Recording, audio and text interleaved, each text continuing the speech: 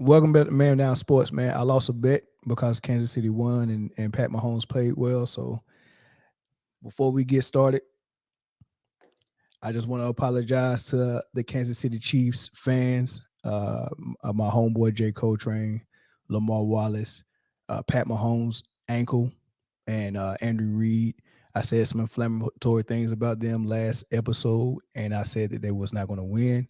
And if they did, I'll come on here and give apology to all the Kansas City Chiefs fans. And that's how we're going to start this show. I just wanted to make sure I look y'all in the eyes and said that. All right, now let's get started.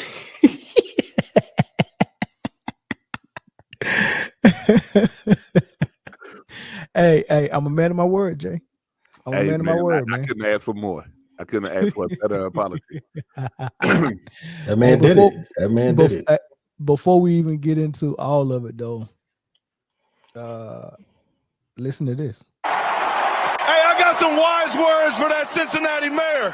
Know your role and shut your mouth, you jabroni. You gotta fight for your right to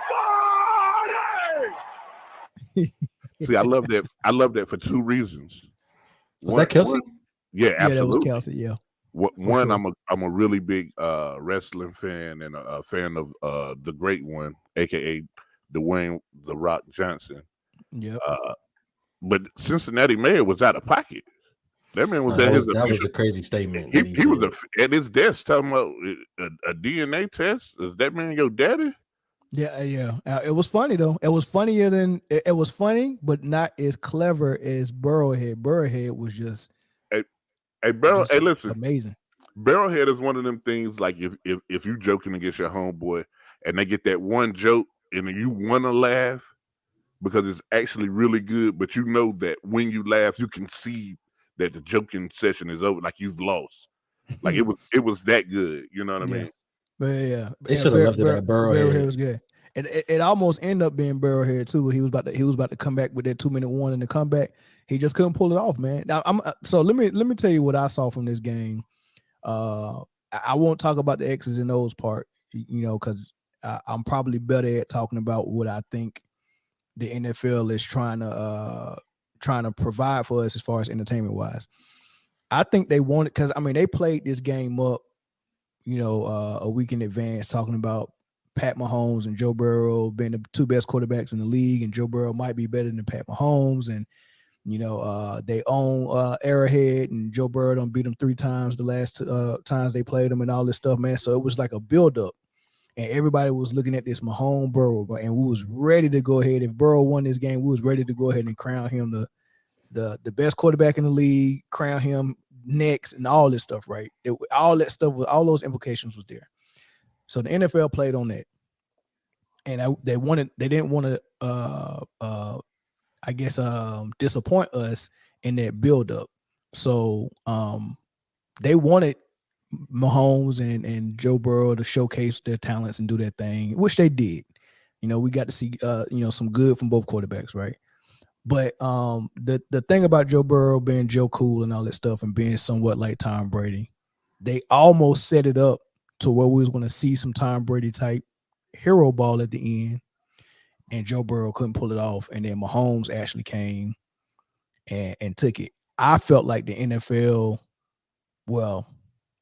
I felt like the way the game was being reffed in that fourth quarter, they was trying to keep it so neither team could pull away, and they wanted it to go down to the last minute, and they did it.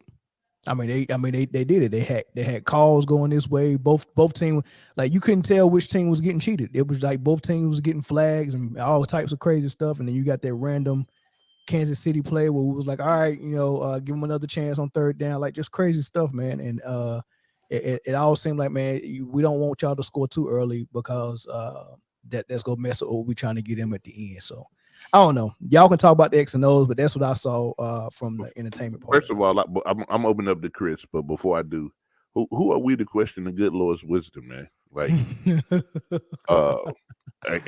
they had video footage of a ref coming in there calling the play dead, and because there was a clock operator error, and that happens, man. I just read a comment, man, in the what you call it, man. It broke my whole concentration, man. LaCoy, man, you on, bro? I think that the deficiency in the Bengals O-line was front and center. They've gotten by, they've scraped by with the bare minimum, putting maybe one good person in there. But I think they were down 3 of the original starters that they had. And who was? Cincinnati. You talking about the line? Yeah, the O-line. And Chris Jones was just, I mean, the front four period for Kansas City, but Chris Jones in particular was getting there and disrupting. I think that if Burrow had more time, even with them doubling Chase and Higgins, you know, you still had Hayden Hurst, you still got P. Ryan as a scat back. But Joe Burrow, even with him having the quick release that he does, just didn't have the time. And for it to be as close of a game as it was with that in mind, it was a good game. I don't agree with a lot of the flags that was thrown. There were some sketchy flags on both sides throughout the game, but the one I have the biggest gripe with was the last one, that unnecessary roughness. No, he was obviously out of bounds. They've been calling that. Yeah, they've been calling it all year, every game. That was the most clear. That. Yeah, but, nah. That was the most clear flag of the whole game. He had both feet out of bounds. So y'all don't think that momentum? Like, look at the no. The quarterback is giving himself up and running out of bounds. How can you stop 250 pounds from running 18 miles an hour on a? You ain't got to stop it, but you ain't got to reach your hand out and push. No, man. Listen, I've seen last week at the Cowboys 49ers game, a Cowboy guy ran out of bounds and the 49ers just braced for impact. He didn't move his feet or nothing. He just braced for impact, like kind of dropped his shoulder a little bit. That was 15 yards, man. They're calling that if you hit somebody with one or both feet on the white, it's a 15-yarder. Yeah, especially when it's obvious they're going out of bounds. Even if they obviously, especially as a quarterback, if they obviously going out of bounds and they give themselves up, and it's still unnecessary roughness, right? You know what I mean? So Jalen Hurts got that same call. Did you see that, Jay? Jalen Hurts got that call too. Yep. Yeah, Jalen Hurts got that same call today. The same call, same exact thing. Running, dude came behind him and pushed him. You know what I mean? So I have no issue with that flag. That flag was the most clear flag of the whole game. Now, some of the other flags, they just came in at perfect times to keep a drive going. You get what I'm saying? That's what I just thought that was weird. But I don't think they was doing it so they can gift wrap the game to Kansas City. They was calling the game in a way so they can build the drama up for that last second, whatever, and then whoever could pull it out. You know, they wasn't trying to favor one team or the other. They just didn't want nobody to score too quick in the fourth. So what happened with the mulligan? Because my stream was acting up right at that time. So what happened is, before we get into that, I have switched to a chef's hat, and I'm showing you these utensils because we just cooked them, and Eagles is on the clock. I wanted y'all to know that Chris Jones was cooking whoever was in front of him all day. Yeah. So this we're gonna call this part of the show the cook section, because it was some offensive linemen getting cooked. So now what happened was, it was on second down, it was an incomplete pass, and then right before third down, they realized that the clock was running, and then the ref before the down and said, "Hey, we're gonna start on my signal." And then they started the clock again. And then the other ref, the line judge, ran in, but you got 50,000 screaming fans, so nobody heard the whistle blow. Like, he blew the whistle and ran in, so that play never, like, it was whistled dead, but the players didn't hear it, so they just played the play. Yeah, nobody heard it, and everybody played the play. Not even the other referees heard it, right? That's number one. Number two is he ran in after Mahomes had already dropped back. It wasn't like he ran, like, I don't know when he blew the whistle, but when we visibly saw him run on the field, the play had already started. right? Mahomes had already dropped back and was climbing the pocket to make a pass, right? And then he ran out, did whatever. And my question is, why was it so urgent to do it right then and there? Well, if the play went on, it was incomplete, time to be punted. You couldn't just reset the clock and keep it going. Like you had to replay the whole. Like because in a game where it was going to come down to, the final seconds, those seconds right then in that minute, I mean, in that thing mattered. So what people are forgetting is, let's say Kansas City would have got a 50-yard touchdown on that particular play, they still would have called it back. Like once you whistle the play dead, it's dead. We don't care what happens after. Like you can't. Yeah, I guess that's fair. I guess it's fair, man. It's just for it to be the home team, it looks bad. Not bad. It looks like a little home cooking, but some of the bad calls that they called against Kansas City didn't look like home cooking. So that was what bad calls they call against Kansas City? I can't think of them right now, but it was a few. No. If it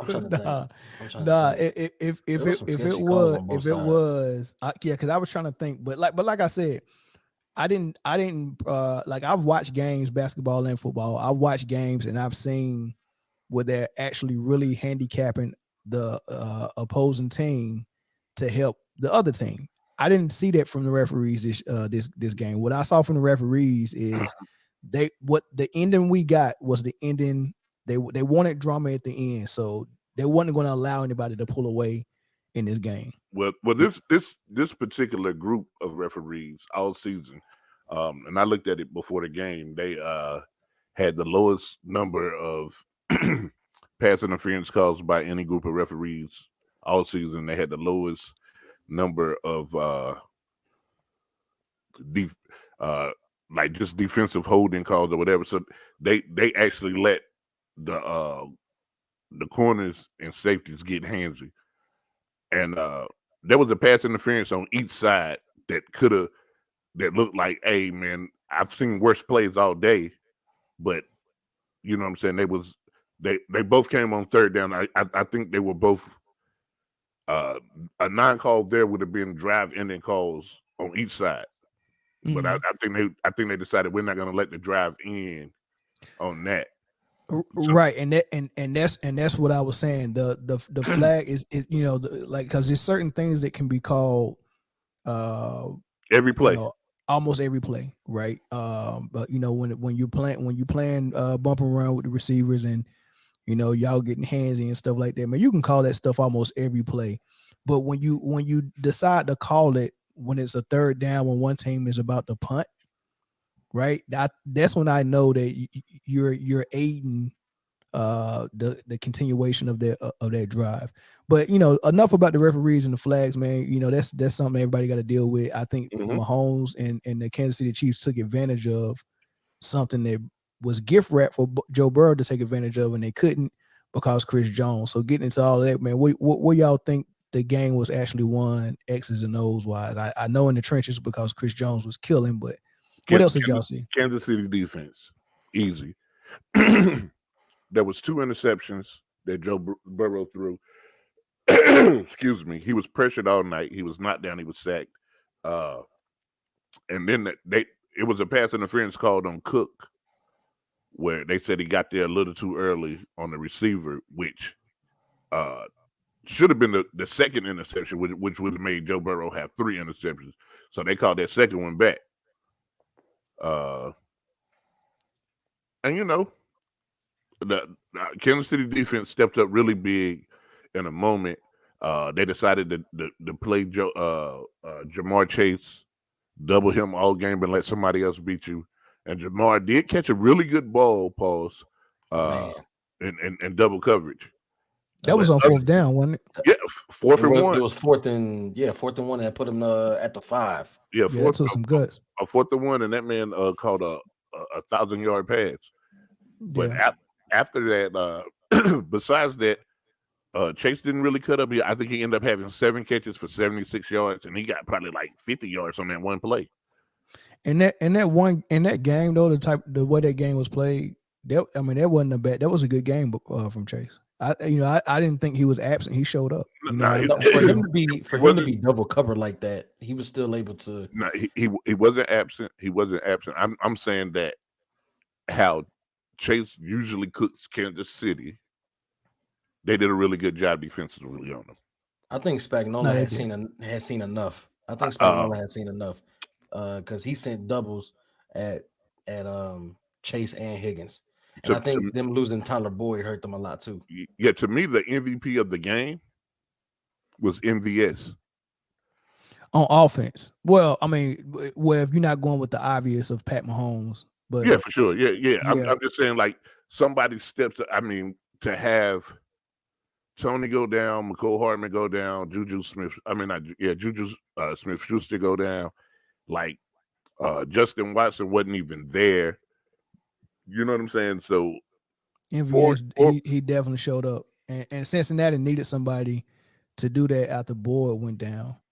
When Boyd went down, I mean, they didn't have a third guy. It was just Higg and Chase, and that was it, man. Another Kansas City fan up in this bad boy, man. What's going on, man? What you see from the game, Russ? Hey, man, that's a nice jersey you got on there. Hey, man, I sure appreciate it, man. I really wish we play in that alternate color. Like, we would only play in white and red. Like, I really wish them boys take that jersey right there and put it on the field. They might do it, man. They need to.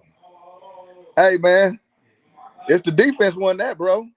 Defense won that for sure, man. But you got to go. You got to show some love to Valdez Scantling too, man. Yeah, that dude was making some big. Did he score twice or once? He scored one. He scored one. He kept the drive alive on fourth down. Yeah. He stretched the ball to get a crucial first down. I mean, MVS was. I think he had 6 for 113 in the teddy. He was killing, man. And this is the first time since he's been in Kansas City he had back-to-back weeks with a teddy. Yeah, he was killing it, man. Mahomes was playing with one leg, man. Yeah, he was. Yeah, he looked good. I told you that ankle wouldn't. I told everybody that ankle was more of a non-story. It was more of a non-story than it was. I just seen Jason Kelsey just tweeted that he's officially done being a Chiefs fan. Yeah, I saw that. I saw that. You don't believe the ankle was a non-story though. He was hobbling. No, it was more of a non-factor than what they thought it would be. Hold on. So you think if he was 100%, the game would have been 2020? No, I think if it was 100%, we'd have won by 10. Okay, so the ankle was a factor. But it was more of a non-factor than what people thought it would be. Sure, it was a factor. It's a high ankle sprain, but what I'm saying is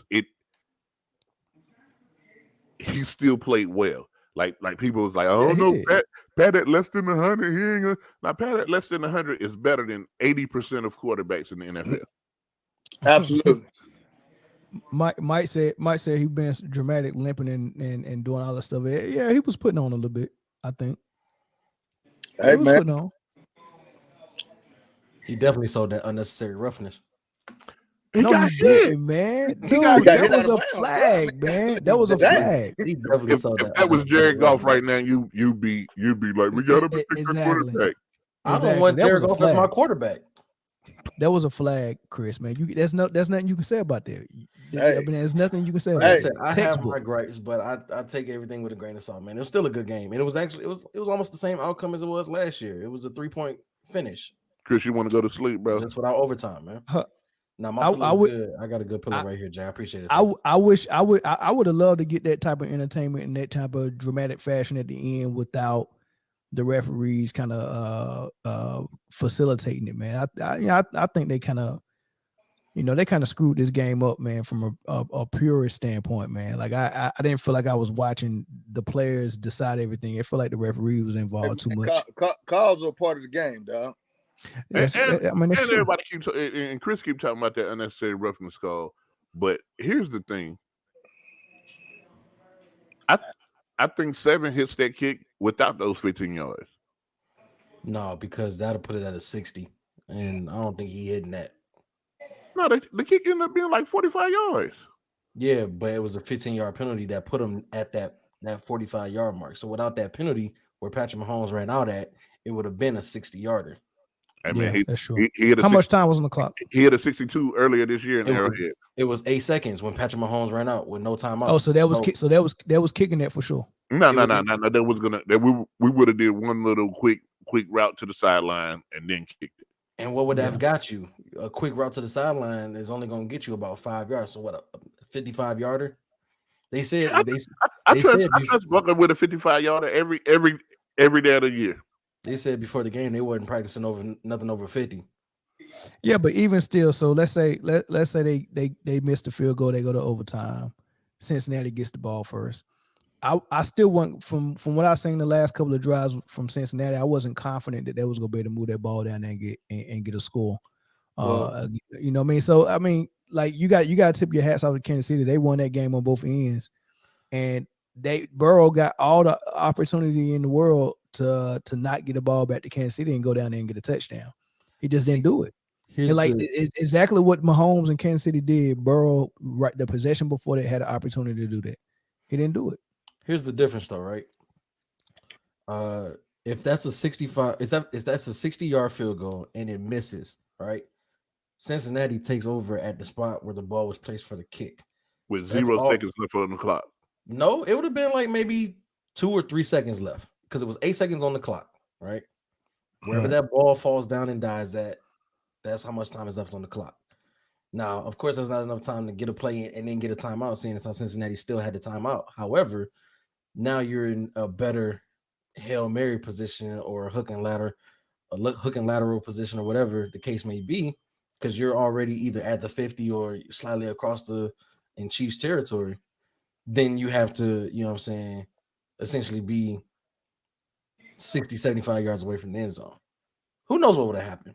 Man, you know what? If was a fifth, man, I mean, but anytime you talk about fifth, man, we'd all be drunk. Anytime anybody talks about the end of a game, it's always dealt in hypotheticals. You know, what could have went it this way? If woulda, coulda, shoulda had to happen. Hey man, all I know is that Kansas City need to find some receivers by February 12th. We'll be okay. We'll be fine. Hey, look, y'all can start looking for receivers right now. We legally can't because we're still playing. y'all can't draft, like not draft. Y'all can't pull free agents. A free agent. I have no clue. I think you can. You should be able to. What's the rule on that? Hey man, listen, man. We got enough guys on that 53-man roster. We'll be fine. Trust me. We got 2 weeks. We'll be fine. At least you're not down bad like San Francisco was, because CMC was almost a quarterback. I think Andy Reid, and I was watching the game once y'all was losing those receivers. They was getting hurt left and right, and I watched the game, and I think Andy Reid kind of did what Golden State did when they lost Kevin Durant. Like, you know, Golden State was constructed a certain way before Kevin Durant, and then when Kevin Durant came, they had to get rid of a lot of the help that they had. You know, they had a plethora of guys they can pull off the bench. They didn't have that no more, but you didn't need it because you had Kevin Durant and Steph. And then when Kevin Durant left, they had to go and find Gary Payton Jr., Otto Porter Jr., Wiggins, Poole. Like, it was just a whole bunch of people that you can throw at them.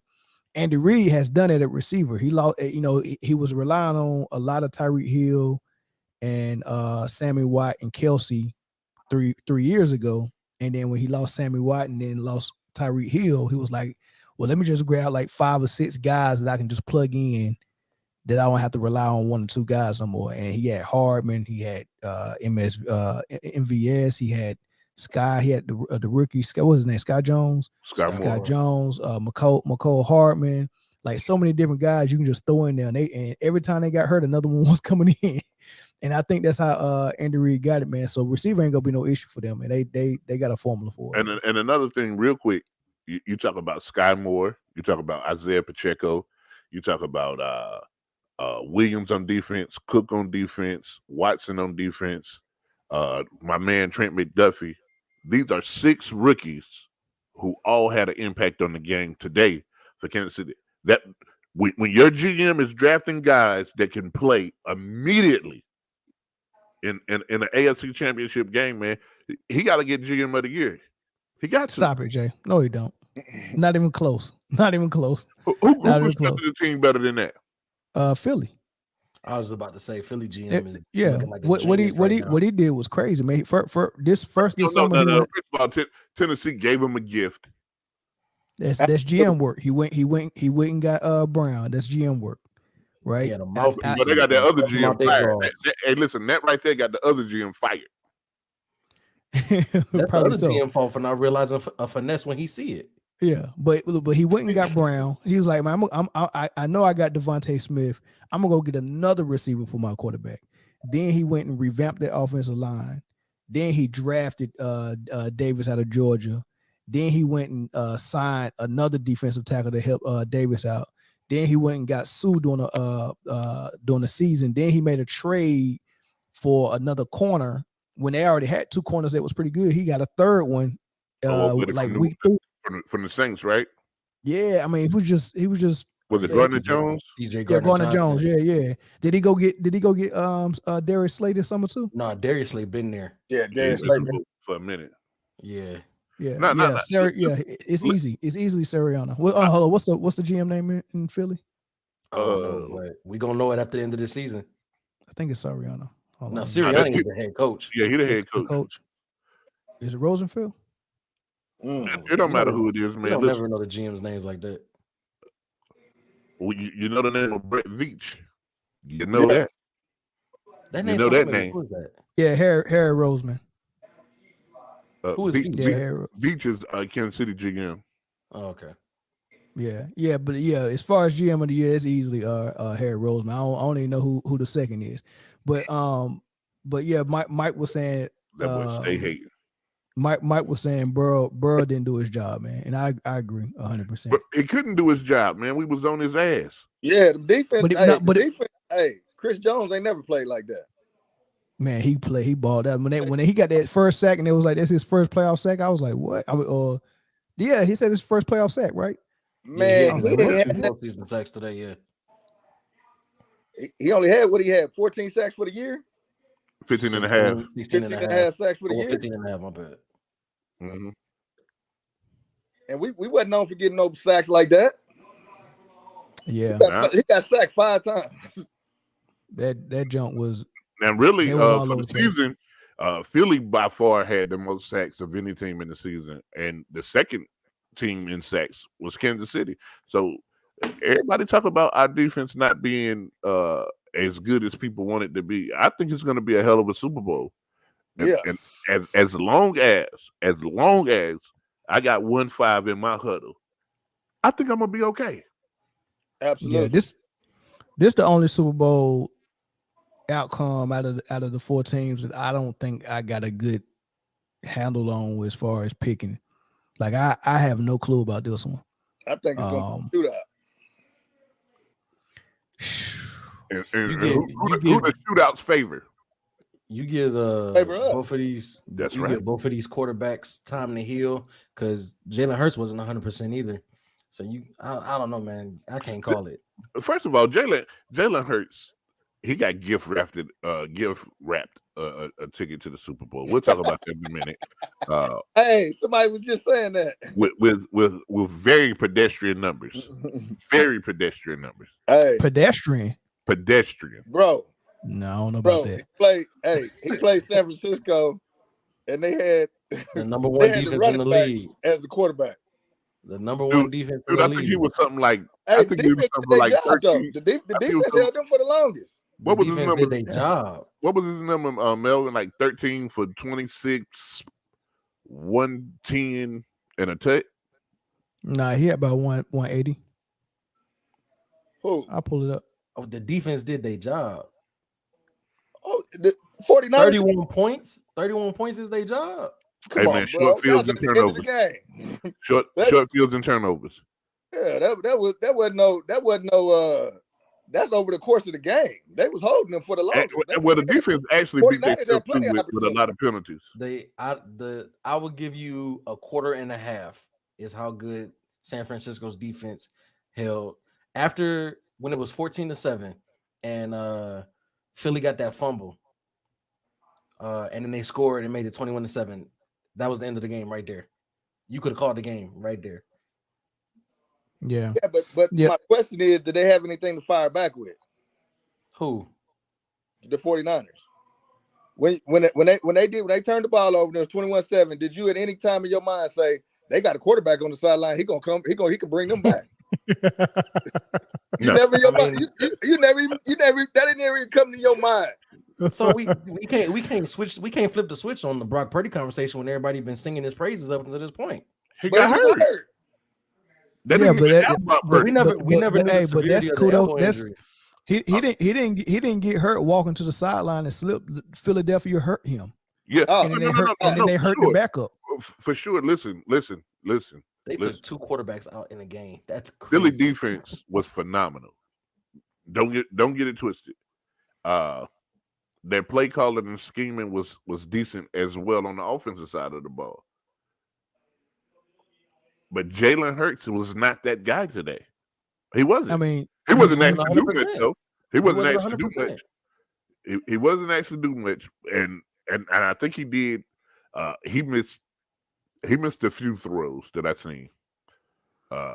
he definitely missed a touchdown to AJ Brown in the first or second quarter. Yeah. that would have blew the game over a little earlier than what they end up doing. I will say Philly got away with one with that Devontae Smith catch. Yeah, they definitely did. Pat Mahomes was 29 for 43, 326, and 2 touchdowns, no interceptions. Burrow was 26 for 41, 270, 1 touchdown, 2 interceptions. Pat got sacked 3 times. Burrow got sacked 5. Yeah, but see, you falling into the habit of thinking that every team's supposed to play gunslinger mentality with their quarterback, and Philly don't do that. I'm not falling into that habit. What I'm telling you, no, what was did you look up his numbers? Yeah, he 15 for 25, 121 yards, no touchdowns, no interceptions, no fumbles. Yeah, he played mistake-free football. He played mistake-free football, right? But what I'm saying is, those stats are pedestrian. They didn't ask him to do. He didn't have to win that game. The defense won that game. The defense, like, his job was to not lose that game. He's gonna be asked to do something different against a team that can put points on the board at any turn. Yeah, and I see. I don't think what he did in this game is going to correlate to what he's going to do in the game against Kansas City. He'll be asked to do something different. Right. So you do what you're supposed to do, and you do what you was asked to do. So if what you was asked to do this game was use your legs, which he did, right? He made a whole bunch of big runs, right? He scored with his legs, like, and he did that in the second half because he wasn't even taking off running in the first half. Right. Miles Sanders got 2 touchdowns early. Gainwell got a touchdown. So they was running that ball on them. That was the game. It was Boston Scott. Miles Sanders got 1, and Scott got 1. Miles Sanders got 2. Boston Scott got 1. Jalen Hurts got 1. All on the ground. Yeah. So, but Jalen Hurts also made some bad RPO reads too. Yep. That was in the first half. And that was preventing them from blowing that game over early. Well, that safety he almost took from Bosa. He kept it on that RPO when he was supposed to give it to the running back. The lane was wide open.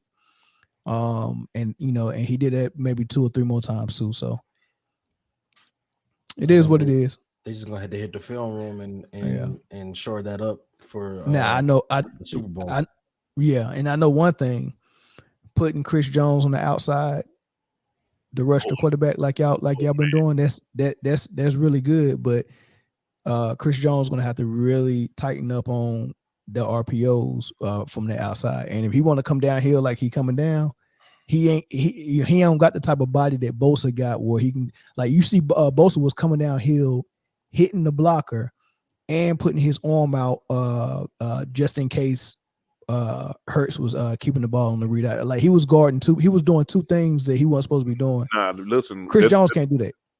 Willie Gay and Bolton, those linebackers, those 2 linebackers right there, gonna have to keep their eye open on that. Like, because you don't want to change the way Chris Jones plays football.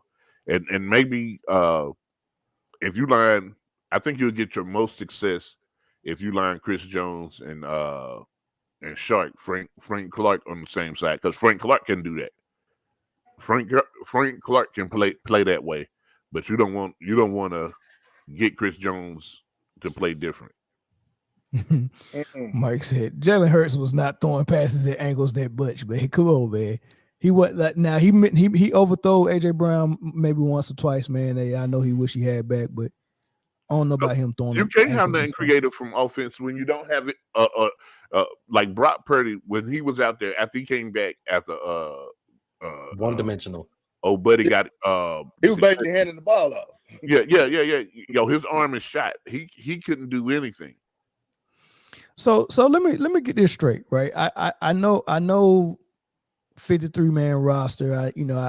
I know how they want it. They usually dress two quarterbacks, one kicker, stuff like that, man. But you got to be kidding me that you down a Brock Purdy and Johnson. I would think it would be. There's no more quarterbacks in the building. Where would they get another one from? So I feel like Jimmy G is ready. They didn't dress him because they're completely sold on Brock Purdy, and they're not gonna try to risk Jimmy G because they're probably gonna use him as trade bait in the offseason. I saw Jimmy G laughing on the sideline after he got hurt. If he was ready, he would have been suited up. He was dressed. Yeah, he ain't ready. Yeah, he not. Listen, you can't name any other third string quarterback in the league. So, man, for some reason, I used to think they dressed three, man, because I remember one would be holding the clipboard and one would be the. I just thought what team does dress three? Miami. Oh yeah, and you know what? Yeah, I would think Baltimore would dress three as well because they had Huntley, they have Lamar Huntley and the rookie. Now back in the day, you did dress three. Right. Yeah. I thought I remember seeing three. But what happens now is, you might dress an extra defensive lineman or an extra linebacker or receiver, whatever, because the chances that two quarterbacks get knocked out in the game is slim to none. Like from an analytical standpoint. Right. Especially with this, how soft they call the game for quarterbacks now. Right. They're not really getting hit or touched. So you're losing a roster spot. By dressing three. And it used to be your kicker used to be able to throw in short yardage situations too. Yeah, but that's got to be a horrible. You got to feel bad to go down like that to lose a game where you couldn't throw the ball for 2 quarters. Like you couldn't throw it for 1 quarter and a half. No, 2.5. No, it was 2.5. Brock Purdy got out in the middle of the second. Yeah. Now, Brock Purdy. Brock Purdy got out in the middle of the first, like on their second drive, and then Johnson got knocked out before halftime. Right. Yeah. Oh wow! So they came out of the half. Second half, they didn't really throw the ball at all. No, they threw the ball one time. Purdy had to come back. It was 1 yard. He threw it 1 yard away from the. Like, listen, he had nothing in his arm. His No. Johnson made it to halftime. No, he didn't. Because remember, they tried to go for it with like a minute left, and that's when he threw that. Did he fumble or throw a pick? He did make it to halftime because they were talking about we don't know if we'll see Purdy in the second half. Right. Kyle Shanahan was like probably not. Johnson started the second half. That's when he got hit. Yep. And then Brock Purdy had to come back in because next man up. Yep. Next man up was they said that the next man up at quarterback was CMC. Yeah, they probably should have done read option with CMC and having Debo in the jet sweep. They should have had him in motion. They should have done read option with that versus what they end up doing, just putting Purdy in and handing it off to CMC every play, like because that was predictable. I think at that point they had already conceded that this game is over. Absolutely. Yeah, they were just trying. Yeah, the coach was like, "Hey man, just don't nobody else get hurt, man. Please, we'll get ready for next season." Man, it was unfortunate, man. But yeah, so what else did y'all see from the Philly game though? A lot of domination on defense. Absolutely. Hey, my question is, who was number 7 on Philly? Reddick. Hassan Reddick, a game breaker. Reddick was coming clean off clean to the other side. He wasn't blocked. Nobody tripped him. They was trying to block him with tight ends, and they just couldn't. They couldn't even get a hand on him. I was like, what? He the one that injured Brock Purdy. Bro, he was like right there. Yo, I think he the one that injured Johnson too. Yeah. They dropped Johnson. Imagine your stats on the back of your card at the end of the game. Like, 2 sacks, 2 quarterback injuries. Like, bro, did you see the sack when he hit Johnson and took the football out of his hand when he hit him? Yep. Yeah. Oh man. That's right, when Johnson first got in. Yeah, they go test him. If he ain't already done his pitch test, he doing one in the morning. Hey, Johnson looked like he was not prepared to play that game at all. He wasn't. Nah, he never thought his number would be called. What was also like weird is they was actually driving when he fumbled the snap. He fumbled the snap. The ball hit both his hands and damn near his face mask.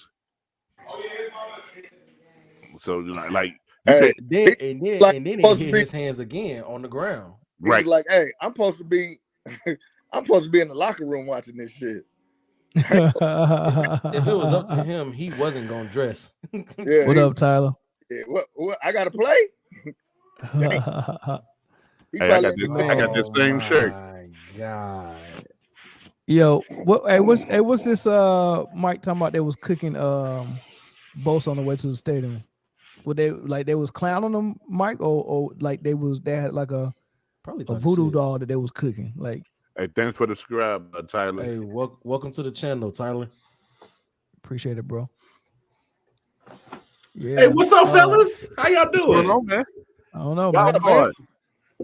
Hey, man, how you let so many Chiefs fans in on the stream at one time, man? It's good to be back. This is the only time they show up, man. I tried to get Lamar on the last stream. He didn't want to come. His booty hole was too tight. Eric don't be showing up. First of all, Mel, you like doing these odd hours streaming at 1 in the fucking afternoon, like people ain't got no work. I don't know what's odd about a post game. What's odd about a post game, baby?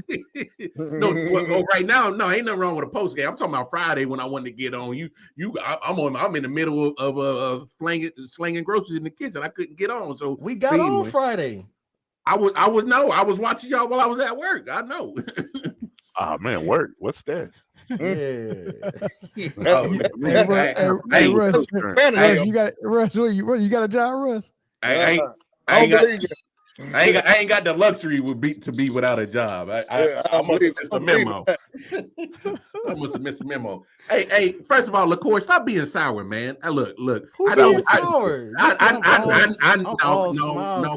No, because you was hella tight on Friday and you kept throwing these damn lines. I was tight about how the disrespect from my own homeboy, who went what the Panthers go. They went. All I know is they went a couple of games under 500, and I don't know what that felt like this year. We was 9-8, so the disrespect was.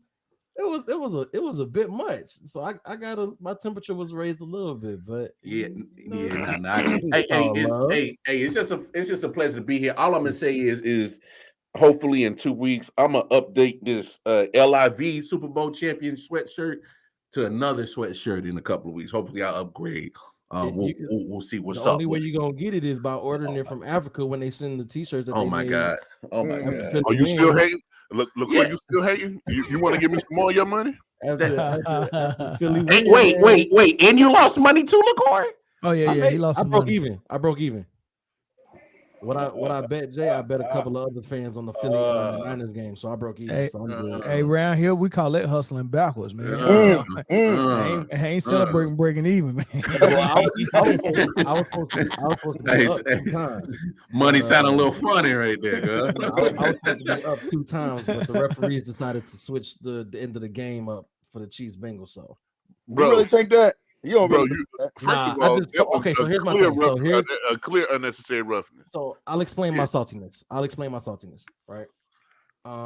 Before you go, man, everybody that's watching, if you're on Facebook, switch to YouTube so we can that's gonna help us out more, man. Go to YouTube and watch us, and then definitely hit a thumbs up while you there on YouTube. And then if you want to call in and talk some crap about what you think will happen in the Super Bowl or what you just seen in the AFC NFC Championship, the number is right there on the bottom left screen, 336-456-6453. You can call in, you can talk, how you want to do it, man. All right, go ahead, Chris. So Patrick Mahomes is world class. Andy Reid is a hell of a coach. But it's getting to the point where they're starting to resemble the old Tom Brady Patriots. I'm tired of seeing them. You know, I like seeing fresh things when it comes down to the big game. You know what I'm saying?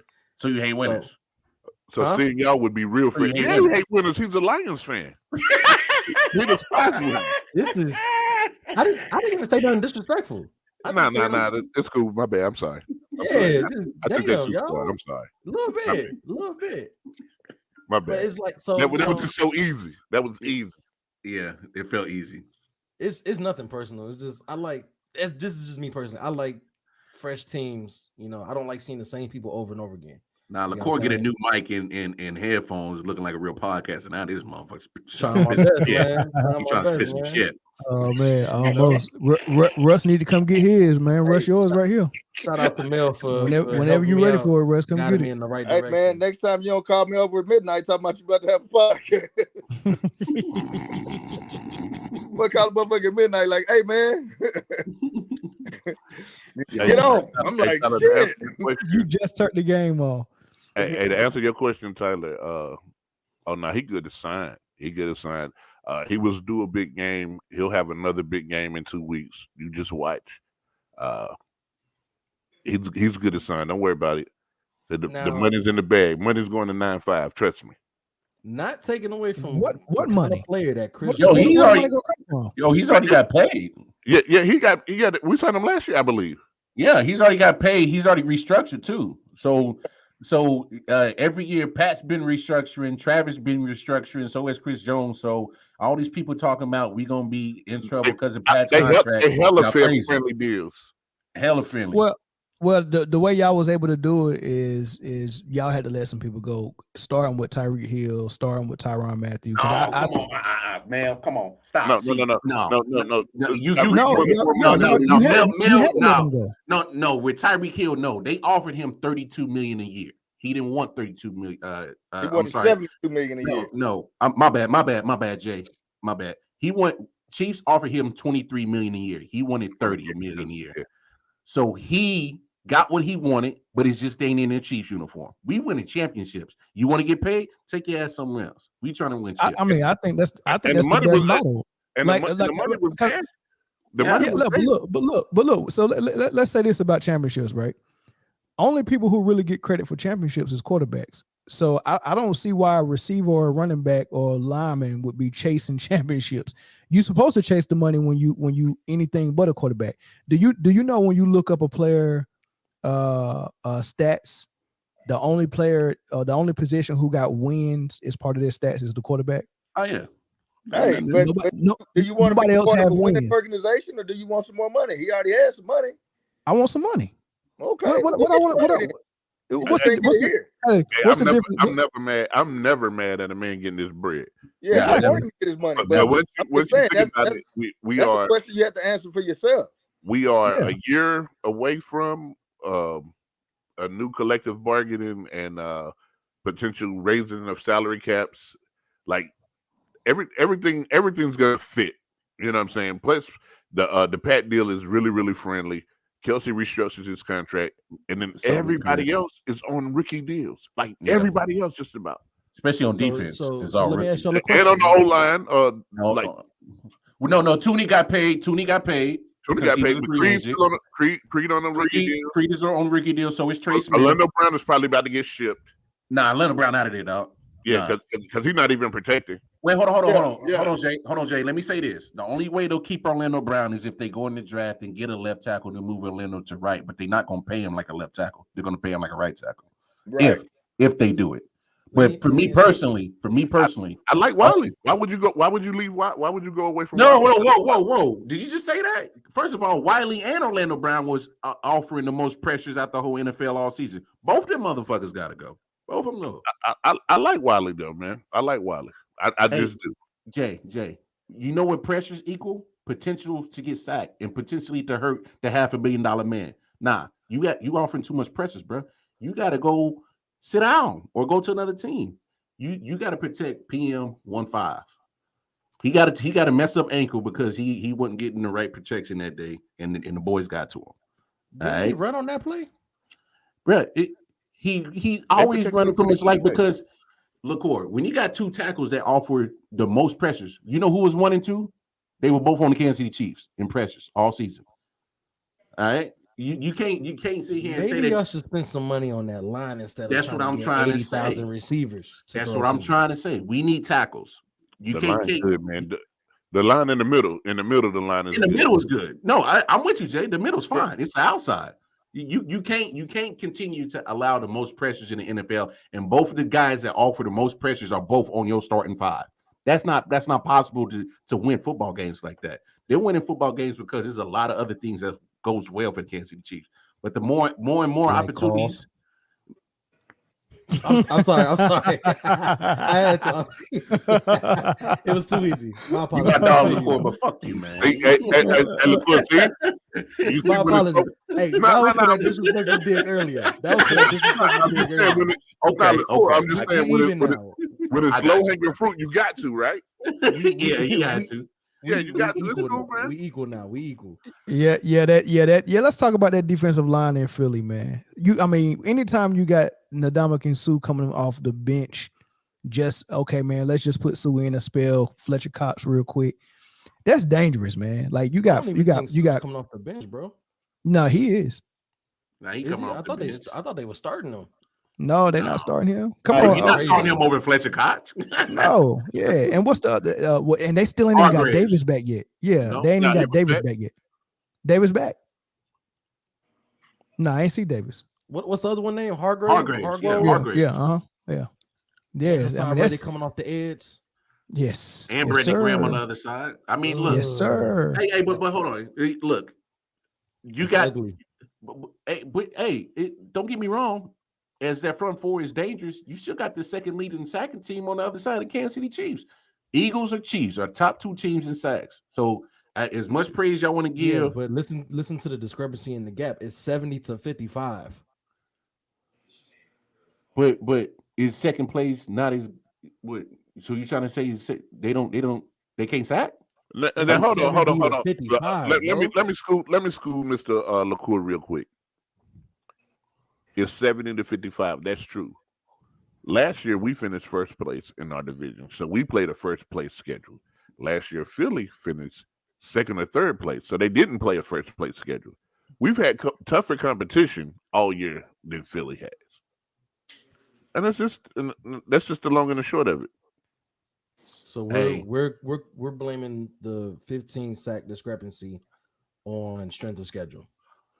Are we blaming it? No, I'm just saying it had something to do with it. There's a discrepancy in competition. You talking about a team in Kansas City that's played a first place schedule for the last 7 years, and a team. Hold on, Lamar. Say that shit one more time. There's a team in Kansas City that's played a first place schedule for the last 7 years. And only so you talking ring to show for it. How many rings Detroit got? Have y'all even been to a Super Bowl? No. The answer I probably should have left that one alone. That's probably been wise to let that go. Hey, have you ever smelled the inside of the stadium? No. Hey, Detroit hosted the Super Bowl. Okay. No. The city hosted the Super Bowl, not the team. The city did. The city hosted. No, they came to our stadium, which means we hosted. Detroit star player just retired. That joker just said, "Man, I quit." Greatest running back of all time, Barry Sanders said, "Man, I'm gonna just sit it down." Everybody trying to say, you know what? I'd rather not play than to continue this.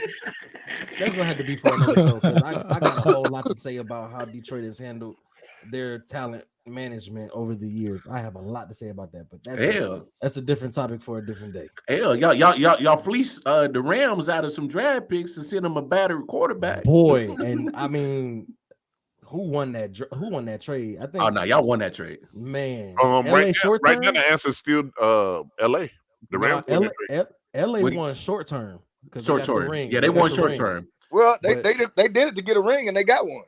Well, yeah, they won short term, but the Lions won long term. No, it's yet to be seen if the Lions don't do anything. If the Lions has a history of being the Lions. Let me tell you this. The Lions haven't had Brad Holmes in the past. Brad Holmes as a GM is a genius.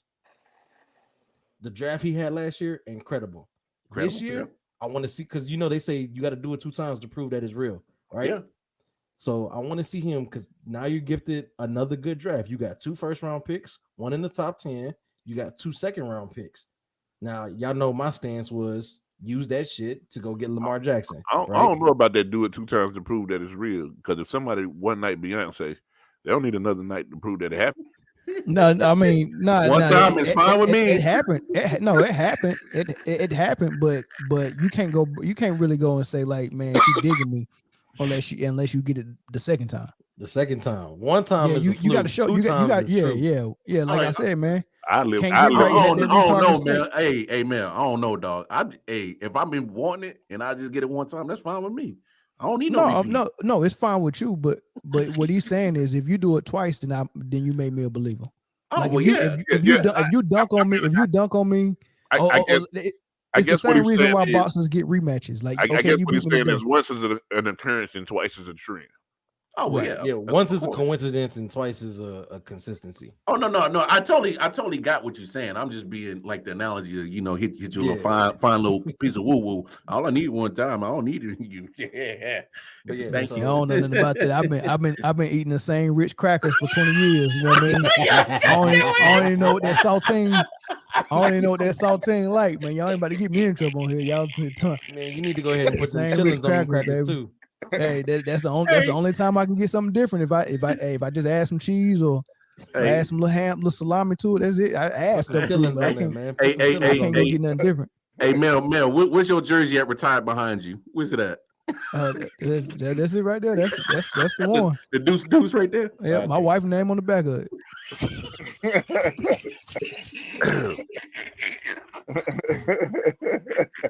Yeah. Oh, speaking of names on the back of it, y'all might not see that this is the number 89. What you who the heck is 89?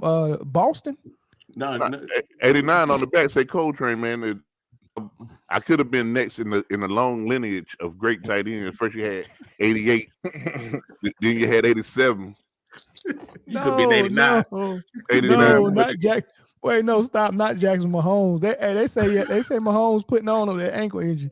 They say he was over there dancing like his brother after the.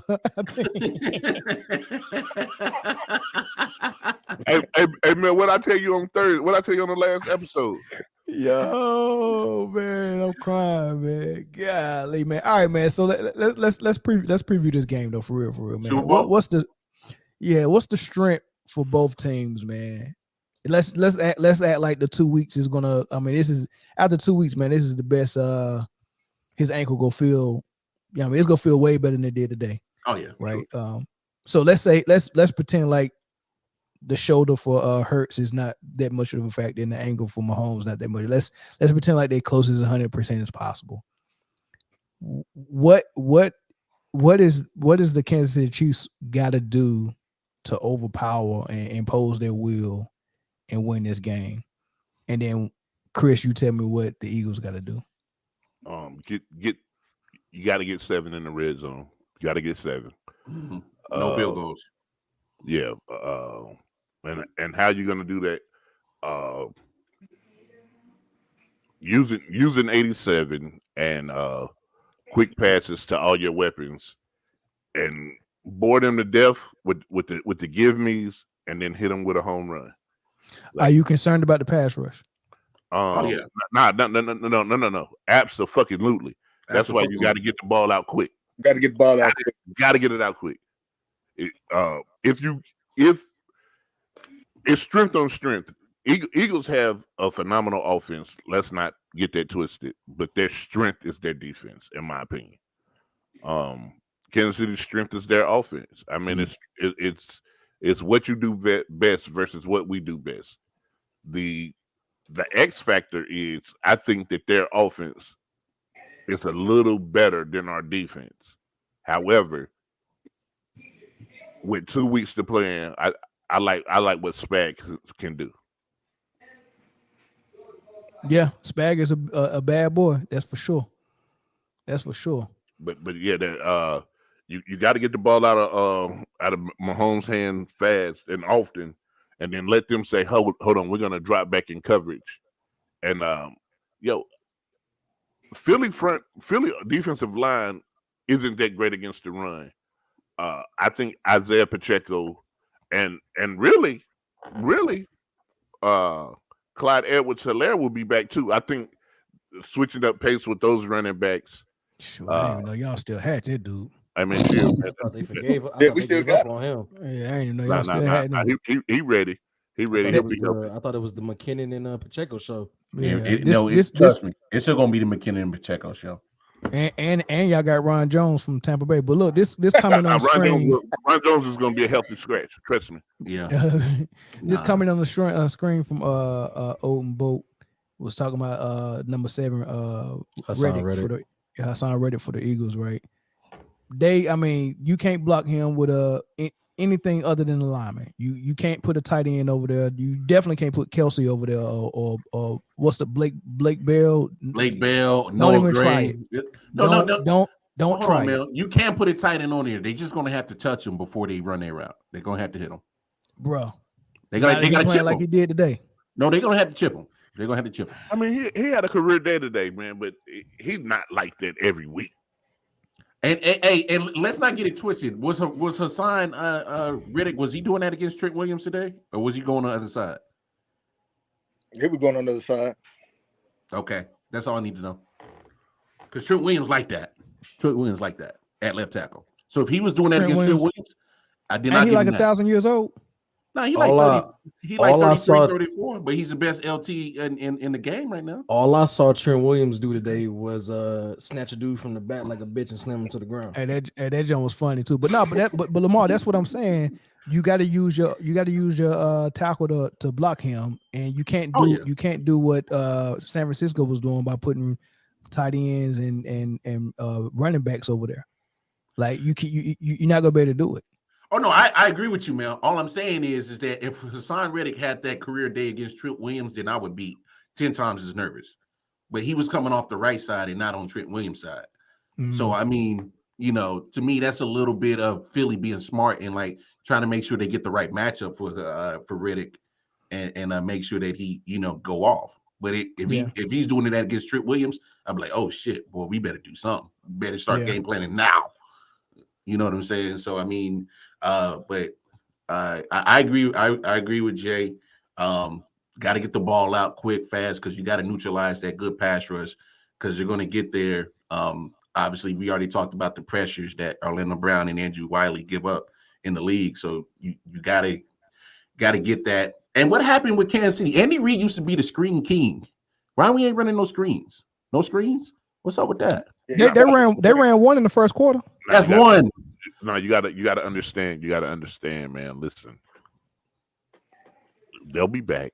The screens will be back, but you didn't see a lot last week. You didn't see but one today. So what that's gonna do is have them feeling like, hey, this screens are not even an option until they do it. and even you didn't see a lot of the 13 formation with the 3 tight ends today. Even when all the receivers was down, he's getting stuff not on film to hit their ass in the head with. Trust me, I've seen it before. Jay, hey, you get no argument from me on there because I said it to a lot of people. It was like, especially in the regular season, because the back half of the Chiefs regular season, they play some cupcake teams. And a lot of people kept saying, Chiefs are playing down to the competition. I'm like, no, Andy Reid has always played chess. He's not trying to give any teams that he's going to see in the postseason any type of advantage to see what his playbook is going to potentially look like come playoff time. Because come playoff time, that joint wide open right now. That man said, the other day in the interview, he said that the game plan for each week consists of 300 plays. I don't doubt it. That ain't impressive. I mean, that ain't impressive, man. My son coach tried to impress the parents like that at one of the meetings and pulled this playbook, this stick out and was like, man, we got 300 plays that these kids need to run. I said, dude, I done seen 6 games, y'all ain't ran but 10 of them. So I mean, I'm like, dude, you're not impressing nobody, man. Now, truthfully, a lot of those plays are the exact same play, just to set up something up. Yeah, I know. Yeah, the different motions I think and all of that. on the ball, though. Oh yeah, if everybody is healthy, if we get all those receivers back, and mainly the two that you need really healthy is Tony and Mecole Hardman, because you get the Eagles playing left to right and afraid of the jet sweep and all of that. You get them playing left and right laterally. Gas them out. That's right. I'm with you, Jay. Come on, man. So it can happen. Now, listen, this is not the normal, hey, I'm a Chiefs fan, I'm gonna talk my shit. Like I believe the Eagles have been the best team in the NFL all year long. With Jalen Hurts at quarterback. When he ain't in there, y'all saw what happened. No, Yeah, for sure. With Minshew back there. But, so Spag might want to send the whole house at that man early and often. Let me give y'all a nice little hint on some trends that I've been paying attention to. If you want to see who might win this game, when the last time we seen the MVP win the Super Bowl? The league MVP? Yeah, it's been a minute. It's been a while. It had to be probably Tom Brady. Yeah, I was about to say it got to be Brady. No, now the last time he won MVP, they lost. That was the year him and Randy Moss broke the record, and Eli Manning beat him. And Matt Ryan won, and they lost to the Patriots. Yep. And when Cam Newton won it, they lost to the Broncos. Patrick Mahomes won it, but they lost to Tampa Bay. Yeah, Peyton Manning won it. I think they lost to Drew Brees now. No. When Pat won the MVP, they didn't even make it to Super Bowl. They lost to Kurt Warner was the last one. Kurt Warner? Yeah. Okay. That was like 99 when they beat Tennessee. They like to split the baby. So it's been 22, 23 years. So they like to split the baby. And these two quarterbacks are both 1 and 2 in the MVP discussion. Whichever one win the MVP will lose the Super Bowl. That's fair if you're going strictly off the script. Right. That's fair. I think the script wasn't for the Kansas City the Chiefs to win tonight, to be honest with you. I think they stole that one. That's also fair. I think everybody. If you watch the media coverage, like they had already crowned Cincinnati the AFC. Yeah. I think 97% of sports people had it Philly, Cincinnati. You see what I just pulled up? In our community, everybody voted exactly what ended up having Philly and Kansas City. And the first person to get it right, like to get both of them right, was Swagoo. Oh yeah, Swagoo ain't missed in the playoffs. Well, Marcus Spears, yeah, he ain't missed in the playoffs. That's impressive. That's impressive. I missed 2. I miss the Chiefs game, and I missed the Cowboys Tampa Bay game. Oh, my whole bracket been busted since fucking wild card weekend. Yeah, Cowboys Buccaneers the only one I missed. If I'm correct, yeah. Yeah, it's crazy. It's crazy. But Tyler said Travis Kelce gonna have a big game. It's possible. He's gonna have to. Yeah. I tell you who ain't gonna have a big game. You won't see MVS doing what he did tonight. You won't see him doing it. That secondary's too good with Philly, man. Hey, how does New Orleans let Chauncey Gardner-Johnson have to build it, and for what they got back for him? They got I think a 5th or 6th round. Now he was the Eagles. He was having all sorts of problems at practice. He was a damn cancer to the culture that they're trying to build. Not to mention, I think was he the one that got that catch made on him, the Minnesota Miracle? No, that was Marcus Williams. Marcus, okay. He went to Baltimore. He went to Baltimore. He snatched nobody chain off, right? That was him, right? No, that was Akeem Talib. Yeah, Hakeem that's Hakeem Talib, man. Talib. His brother Hakeem killed somebody Talib this year. was, Yeah, Hakeem he did. Talib was fucking with Michael Crabtree for years. He snatched his was. shit off. Twice. They squashed it though. Nah, ain't no squashing this shit. Well, they both out the league, so Yeah, motherfucker snatched your chain. It's over with. and not once but twice on two Yeah. separate occasions. You, I think it was Yeah. on two different teams. I think you Crabtree know was what on kind of two problem. different teams and got his chain snatched. Yeah. That's some on site type of beef. Nah, you snatch my Yeah. chain. That's on site, bro. What you talking about? Nah. Well, if you ain't wanted to get broke, you probably wouldn't wear it on the field. But that too, You obviously. see all these guys, and the one that's crazy, like Alvin Kamara does not care. Full grill, full QC chain on, like nose piercing. He don't care. But then again, he did beat up somebody in Vegas. So who really fighting him in the game? Who's snatching his chain? It's gonna be interesting. What's Alvin Kamara gonna end up at next year? Is he on the track? Like, huh? They go. How long? He looking for a contract? He should be. I don't think he got paid. Yeah, I think he's still on his rookie deal, right?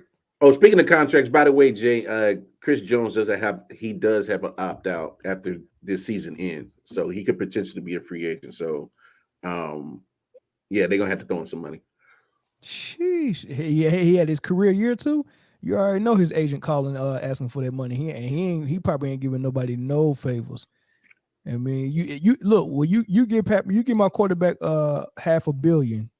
Don't ask me for no favors. No, well, Chris Jones already done favors on his last contract, already restructured it. So actually, yeah. AK already got his extension. Okay. So he's on for 5 years, $75 million. Don't mean it can't be moved.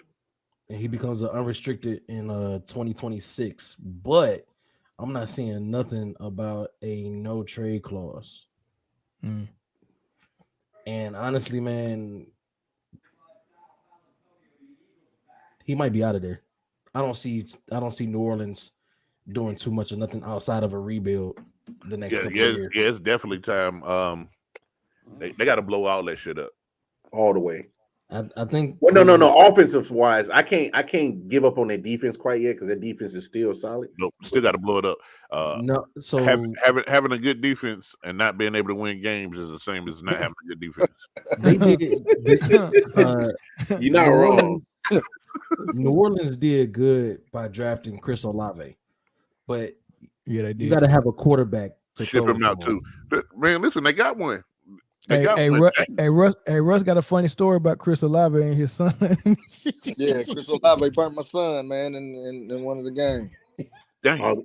Gave him that crazy work? Nah, man. It wasn't. Once I seen it wasn't as bad as he saying it was, man. His college or pro level? High school. High school. Oh, high school. Yeah, his son. He was playing linebacker, right? He wasn't even supposed to be out there. No, or was he playing safety? Safety that time. Safety. Ooh. But actually, Chris Olave really beat the corner. I mean, my son.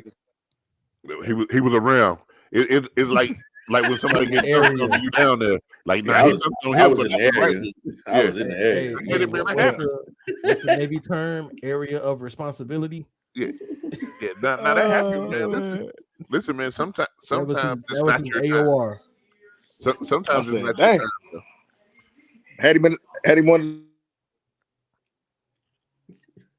Oh, Russ connection bad. He broke up. So look, so San Francisco supposedly had the number one defense in the league, right? Which real quick, because I don't know if y'all saw the graphic, but they said that they had the number 2 rushing defense. No, they said number 1. No, it was number 2 rushing defense, 20th passing defense, but that somehow averaged out to first overall. Can y'all please explain by that? points? Well, because you got to factor in points, you got to factor in yards, and you also got to factor in turnovers and sacks. All that is so all that goes into formulating where you rank as a defense. Because I was mad confused. Like, well, I think the graphic they showed when they said there was one, they were saying 1 in points against. And yards against and something like that, so it was based on points. Listen to me.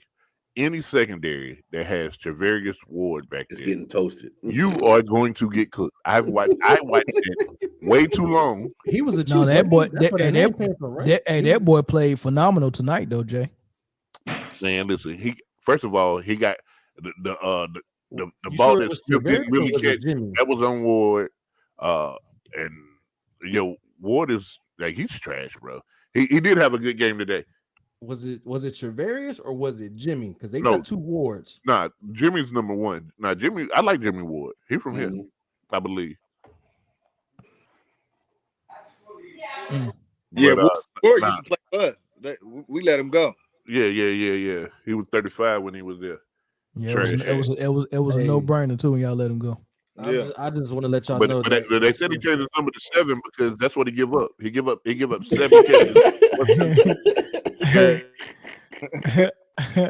just want to let y'all know that if y'all still had Sorensen back there, Cincinnati would have beat y'all. Listen, we had Sorensen and Ward on the same side. Is With that what? Rashawn- what up, boy? Rashawn Breeland. I seen a compilation video of Tyrann Mathieu getting mad at Sorensen, and it was like 5 minutes long. And now Yeah. they play together in New Orleans. New Orleans now. Sorensen getting it. He getting it. So what does Sorensen do well? He tackled pretty good, right? Yeah, he talking. That man Just put made, him at he made a linebacker, really man. good. He made a really good tackle when Houston was Yeah. doing a fake punt, and that somehow got him there for 3 years. Bro, just put that man at outside linebacker, man. Just put him at linebacker. Mm-mm. He can't move laterally. Yeah, that ain't his thing. Get that man a mic and a headset and put him up there beside that Tyrann Brian Mathieu Gumble. was getting old for real. Hey, check this out though. So we did an episode during the preseason where we was predicting the season for the Cowboys, right? It was me and Corey. We was predicting the record going through the schedule and all that. Lamar, did you see what I posted? What I told you exactly what was going to happen with Philadelphia? No, I didn't. I don't think I see it. I don't think I see it. All right, so I like receipts. I'm gonna pull it up for you. Hold on. Oh, you got receipts? Oh, I always got receipts, Yeah, man. you always keep. He come toot your own horn, mayor. Yeah. No. No, there's no way. Jalen Hurts is gonna break out this season. Okay. If Lamar Jackson can do it, he can do it. He's gonna break out. No, Lamar is a different animal than anybody in the NFL. Okay, Yeah. I give you that. Don't you putting Jalen Hurts in a position where you think he's like a top 10 quarterback? He's definitely not. No, that's not what I'm saying. He might. What I'm saying, what I'm saying is the way that team is constructed Mhm, and what they have at quarterback mhm. and what they have at receiver and how their O-line look and how their defensive line look. I think the Eagles would, number one, win that division. Number two, Jalen Hurts will have a breakout season, right? Okay. And I think he raises his level of play to where Dak had it his at about 2-3 years ago. First of all, the offensive line is not good. More to watch. No. Did I kill it? Yeah, you did. I just the last part where Corey was like with assuredness. First of all, that line is not even good. Exactly. I was like, come on, Corey. Wait. So Corey thought for sure that the Philly offensive line was good. Trash. Yeah. He said the O-line. He said the O-line was trash. He said Jalen Hurts was trash. He said the Cowboys was gonna win the division. He said There's at least 2 All-Pros on that offensive line at center and right tackle. I was trying to think tell him, it's man. I was 3 of them. schooling Corey that whole episode, bro. But Schooling him. now, to play devil's advocate, that man Fandom got in the way. It definitely did. Hey, his hate for the Eagles clouded his judgment. He Yeah. said Facts, the O-line wasn't gonna be good. The O-line was top 2 in the league. He said Jalen Hurts wasn't gonna be good. Jalen Hurts is in the running for MVP. Runner up. So he said that the Cowboys was gonna win the division and the Eagles won the conference. So Yeah. every year. But Jay, you can't Cowboys, blame it on. man. Look, you can't blame it on fandom, Jay, because last year he had to take just that famous. Hey Mel, which one's worse, that take or the Rams take? Which one? The Was Rams worse? was The Rams take was Rams. terrible. That Rams take was trash. I never let him lay that down either. Hey, not only was he completely wrong, they won the fucking Super Bowl, bro. which is funny because if Hurts win the Super Bowl, I like that grill set, Jay. We'll know who gonna win it next year by who Corey hate on. Whoever Corey hate on wins it. Well, tell them to hate on the Chiefs next year. Tell them to hate on. I hope Corey hate on the Lions next year, man. 17-0. Bro, everybody hating on the Lions, man. Y'all trash. That's fine. That's fine. No. Hold up. I know. Hold on, LaCoy. I got you. I know we get LaCoy here for the Lions, but that's one team that, for real, that I thought for sure, if they got in the playoffs, there might have been a couple of teams. There might have been a couple of teams they would have called hell for. I honestly felt that. Hey, Lamar, let me run this one by you. Let me run this one by you. If they got in the playoffs, they'd be a playoff team. Hey, no, but to be real though, they're gonna be dangerous. I was telling everybody in fantasy, if they bring back Jameson Williams early, he's gonna be a fantasy stud, and I hope nobody pay attention to him because I'm picking him early next fantasy. Well, as a matter of fact, I might retire. I won 2 of them again this year. I might not play fantasy next year. I might retire. But for the people who want to get up under my wing, oh my God, and let me guide them to the championship, I'm all in on Jameson Williams. No, this guy. I won 3 this year, so it's gonna be a problem, bro. Yeah, Jay. You killed that BWO one, bro. Yeah. Hey, I stormed through that one. Yeah, like it wasn't that. Yeah, where I was out. I don't know, man. I got us as division champs next year, man.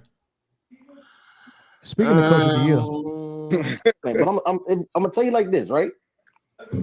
We went 3-13-1 last season, right? We started the season 1-6. Boy, that's a quick receipt, dog. That's a quick receipt. And then you take that and win 8 of your last 10, and you get into the playoff chase up until the almost the very last minute of the season. Look at LaCoy's face.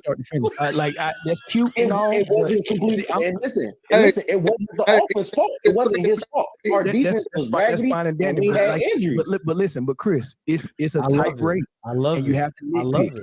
If I have one coach who had his team ready from week 1 and they performed well all throughout the season, and I had one who didn't get ready until week 6. Then I'm taking the guy who get ready until the second half of the season either. You got all 5 of those guys. All of these guys led a team to the playoffs. Everybody you see, all the 9.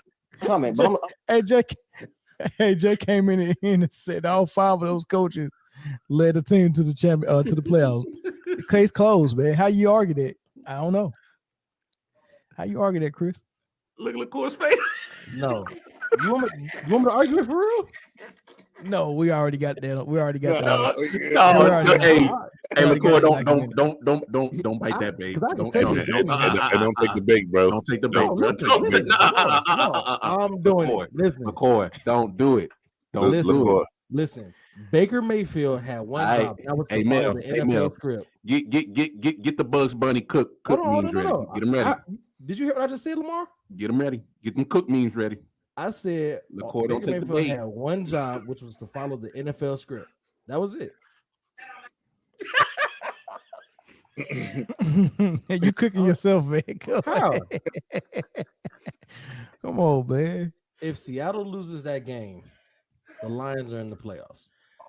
Yeah, but y'all won for them. Y'all won and got yourselves eliminated. Hey, if Kansas City loses this game, Cincinnati is in the Super Bowl. Lamar. Like you can say that if the Bills y'all won and put them in the Super Bowl, man. It was we win and they go, or we lose and Green Bay go. So pretty much y'all was in a there was no case that y'all win and y'all go. Not at all. The Zero. Rams had to beat Seattle. Yeah, I know. Rams had to beat Seattle, but I'm saying like that was y'all fate was sealed out of y'all hands. Y'all had no control. Y'all went down to Carolina and laid that. Y'all went to Carolina and shit the bed. We were supposed to go into that last game and just throw in the second stringers and be like, whatever happens, happens. No. Y'all did what y'all was supposed to do. That's not how you build culture and build momentum for the next season. Listen, y'all did what y'all was supposed to do. No, you're supposed to play ball. So what we did was we did something that everybody had said we wasn't gonna do. The Lions even posted a video about it. They had clips of Aaron Rodgers, all the analysts. I don't think Detroit goes in there and beats Green Bay. I think Green Bay is going to the playoffs. Aaron Rodgers was like, because they asked him, it was like the last 3 games of teams that are over 500. Aaron Rodgers was like, well, one of those teams are at 500. All that shit talking, bulletin board material, right? Dan Campbell is building a culture. Oh, I agree. Detroit. No. I agree with you 100. Y'all was supposed to play that game no matter what, and that's what I gave the Lions mad credit because y'all played for respect. Y'all and y'all got it. The game. He was like, either we get in or nobody gets in, and the team ran with that. But listen, LaCour, this is the part that you're missing. There was 8 other opportunities to win. That if y'all have won one of those 8, y'all have been there. Yeah. Hey, but schedule. Boy, y'all played a 4-play schedule. That ain't what you not really. Not really? No. Would you matter of fact, we can go down the list. Okay. We'll wait. Hey, Mel, get that Buzz Bunny meme ready. Get that Buzz Bunny meme ready. All right.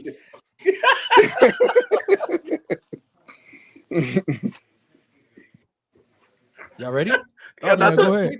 No, take that shit off the screen. I want you're not in the pot yet. No, take that shit off the screen. I ain't getting in the pot.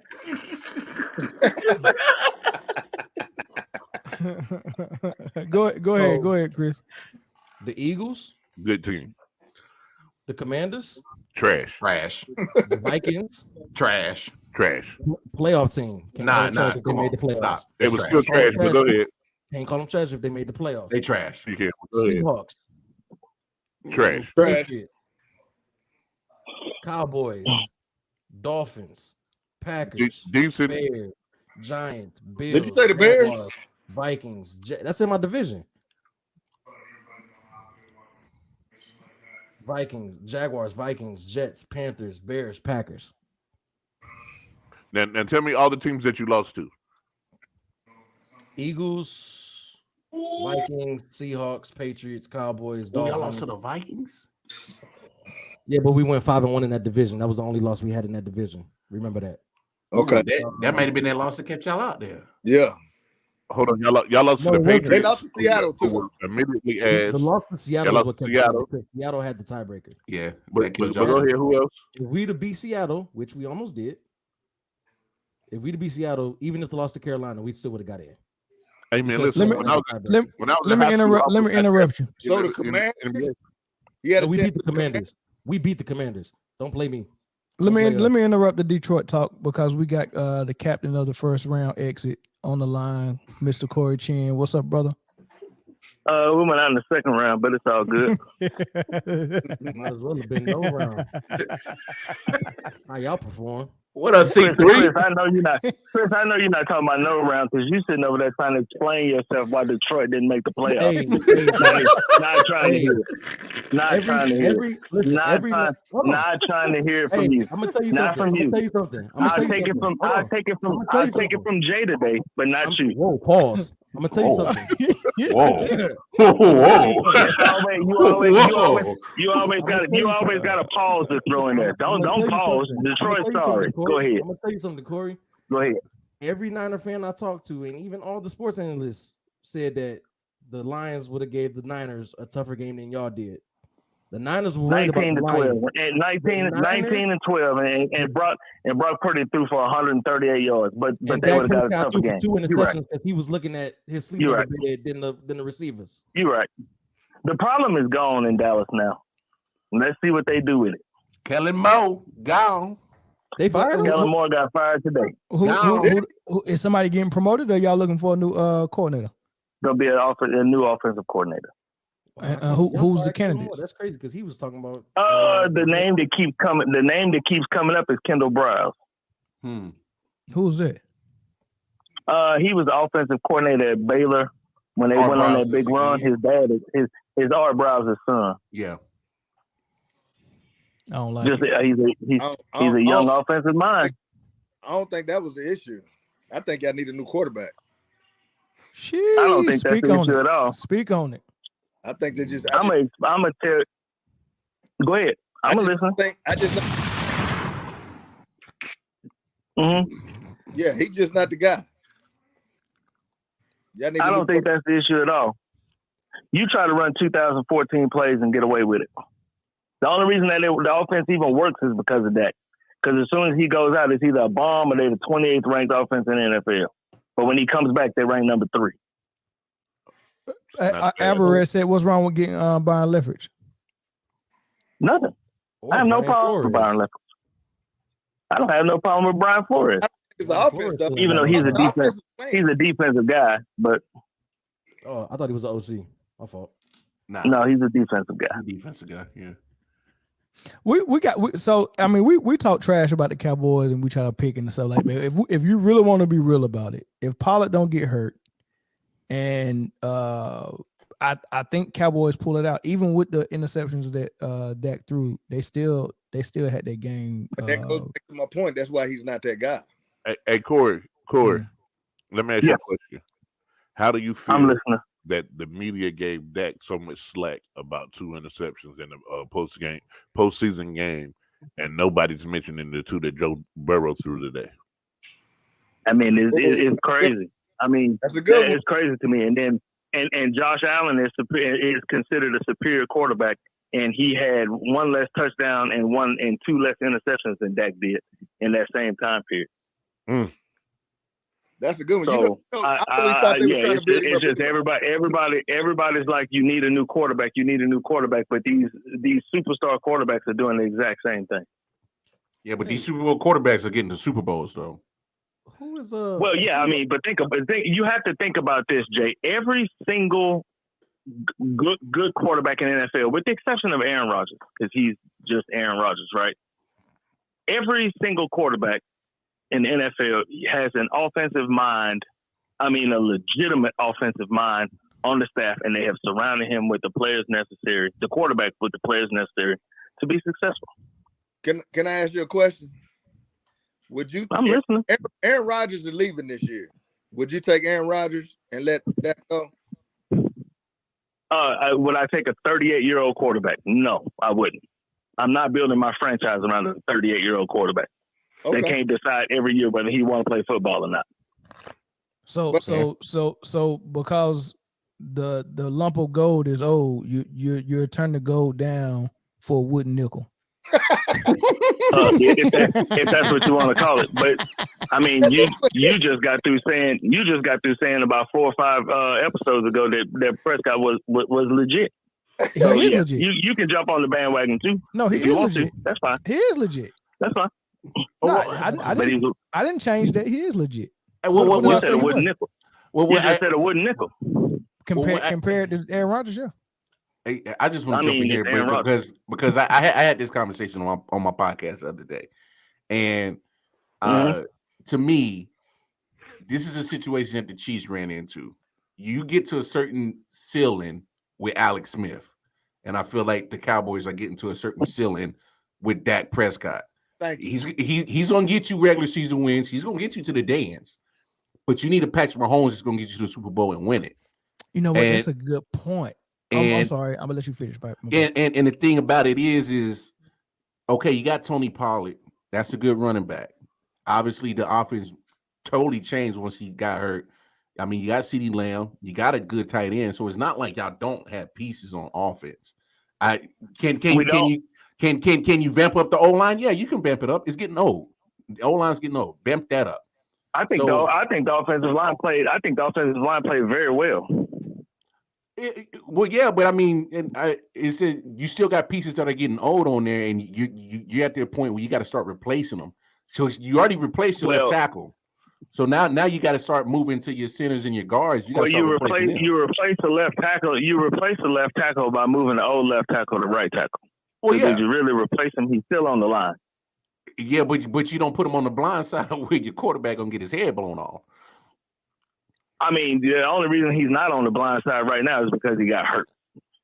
You put a rookie in that hadn't played tackle since he's been in the NFL. You put him in, he did a good job. You can't take him out. He's doing great. Yeah. But he still entered himself right back into the offensive line. What Tyron Smith is still on the offensive line. Corey, can I back up to Lamar's Alex Smith comparison, right? So remind me, the issue with Alex Smith is that he wasn't taking enough risks downfield, and he was mostly going, hitting his tight end. He was checked down, Alex. All right. Okay, right. So but that's not the same issue with Dak. Dak will go down the field, and he does. Who was the best wide receiver that Kansas City had with Alex Smith? Tyreek Hill. Dwayne Bowe. No, Tyreek Hill. Dwayne no, Bowe. stop. No, it was Tyreek. Tyreek Hill. Okay. Alex Smith was a starting quarterback with Tyreek Hill for how long? At least 3-4 years. 2 seasons. 3 or 4 years. His rookie season, his sophomore season. That's different. It was 2 years. It was 2 years. No, 2 years. 2016 and 2017. 2 years. So this is my whole thing about the Cowboys. You had the offensive weapons last year, right? Mm-hmm. To make a legitimate run. Your defense wasn't that great, but it was legitimate. This year was the first year that they solidified their defense. Everybody knew Dan Quinn's system coming into this season. Everything was solidified. The only thing you needed to do this season to make that team go, despite this dull ass offense that I can sit here and call 60% of their plays before they even run them, the only thing you needed was Amari Cooper. That was the only thing that you needed. You traded him away. You had all of these players restructure their contract.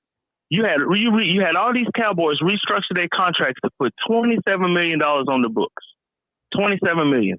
And the best thing that you could do is sign T.Y. Hilton halfway through the season that you didn't even try to get the ball to. Yeah, that was a mistake by Jerry, and I thought Jerry liked spending money to try to buy Super Bowls, man. But it seemed like he trying to save. Let me tell you, man. Let me tell you something. When the Cowboys were winning them Super Bowls, Jimmy was in control of all football operations. Mm-hmm. That shit went sour when Jerry wanted control of the operations. Jimmy stepped down. He been trying to emulate that same thing Jimmy was doing for 28 years, and he's yet to do it. Can't get it. Hey, he should left that bourbon alone that night. You absolutely right. That is correct, because I don't know if y'all ever heard that story that Lamar's talking about, but that whole Jimmy walking out the door and never coming back came because they were sitting in Jerry's office drunk, and that conversation happened while they were drunk. And Jerry didn't even remember what happened the next morning. The only thing he knew is that Jimmy's office was empty. I'm out of here, you mother. Yep. Man, that's crazy. So he's been trying to do it. He's been trying to do it his way for 28 years. He has to. And it's not going to work. In sports, across sports, how many owners / GMs do you see? None. Not that many. None of them. Like, you got to understand that's not a recipe for success. No, I mean, I guess the only other owner that you see is Robert Kraft, and just because he be doing some wild stuff, but it ain't never nothing to do with the team. Man, listen, you know what I'm saying? Like, the boy Robert Kraft will have me get it. But Belichick is definitely the GM. Yeah, absolutely. Oh yeah, there's no question about it. And the thing with the Cowboys is that you had Scott Linehan in the building when the offense got super bland, right? And then you went to Kellen Moore. And the reason that it went to Kellen Moore is because Kellen Moore was sliding in plays into Linehan's playbook, and Linehan was going along with it. So they was like, oh, he got a great offensive mind. But the basis of Kellen Moore's playbook is Scott Linehan / Jason Garrett. It's the same shit. Nothing has changed. The only thing that's changed is the people. You still got number 88. It just ain't theirs. It's CD Lamb. It's the same playbook, same stuff. Nothing has changed. Well, Interesting. I mean, me and Corey, me and you've had this conversation before, even on IOW. I mean, it sounds morbid. It sounds morbid, but Cowboys are not going to win or be successful as in getting to that level of Super Bowl until Jerry croaks. Kicks the bucket. He's gonna have to kick the bucket because he's not giving up that control. He's not giving up that power. He's gonna have to. He's gonna have to kick it. But the only problem is that team is going to turn around and fall in the hands of his children, who sit there and watch and do everything that he do. I need to know who what's your team, Armando? What's your team? I mean, there's Seahawks. Seahawks. There's nothing that's gonna change. I mean, I wanted the Cowboys to keep Dan Quinn no matter what, and I was hoping Dan Quinn would get an offer as a head coach at another team, and Jerry would be forced to fire Mike McCarthy and put Dan Quinn as the head coach. That's what I wanted. He surprised me by saying I'm gonna stay the defensive coordinator. But I think that has a lot to do with Micah Parsons because he realizes what he has in Micah Parsons. But either that or he knows he's gonna be the coach next year when McCarthy get kicked. Oh, y'all were a supreme. Well, I mean, the whole thing is that doesn't really mean a lot, man, because no matter what, Jimmy is only going to hire a yes man. And any of these super successful NFL, any of these, Andy Reid, coaching Buffalo, coaching Cincinnati, Kyle Shanahan in San Francisco, ain't nobody coming to Dallas because they ain't gonna have no control. Ain't nobody coming here to be no yes man. The reason why y'all that's won't why Sean Payton would never come here because he ain't gonna be no yes man. Exactly. Yeah. You know that, Corey, because a lot of Cowboys fans is already making the bed for Sean Payton. Nah, he ain't going there. Bro, I'm a real. Sean Payton is not coming here because in New Orleans, Sean Payton had control of the team, and that means all football activities. That means who came through the door, everything. Mike McCarthy took this job with coordinators already in place. You're not getting rid of no coordinators. This is just your job. And what if they don't do what I want them to do? What if they don't run the plays that I want them to run? What if they don't have the system that I want them to have? Yeah, that's a good point. So check it like this, right? He's supposed to be offensively minded as well, right? Yeah. No, he was Aaron Rodgers. He's supposed to be an offensive-minded coach, but remember him and Aaron Rodgers was going to come to blows, and they won 4 games. He won 4 games with Aaron Rodgers as the offensive coordinator. We got a Super Bowl, though. Man, how long ago was that shit? You got a point. Yeah, they won a Super Bowl, but at this point, Packers fans are starting to sound like Cowboys fans. Oh, we gonna win it. Well, that was a long time ago, cuz. You got kids that's grown up now. We got 13-year-olds, 14-year-olds that's just about to hit high school since the last time the Packers won that Super Bowl, man. It's impossible for any fan. Yeah, it's impossible for any fan to sound like Cowboys fans. That's not even possible. Hey, look, you said the Jets. I think what's called fans are the worst, man. San Francisco 49ers fans are obnoxious. No, it's Cowboys, it's Patriots, it's Duke, it's Patriots, and you can't really say Patriots fans. You gotta say Brady fans. I like how you threw Duke in there. Why did you throw Duke in there? Yeah, it's definitely Duke. Duke is in there. Listen, as a Duke fan, I'm gonna have to agree. I really don't like Duke fans. As a Duke fan, I would say Yankees fans are worse than Duke fans. No. Yankee fans? No, I'll tell you why.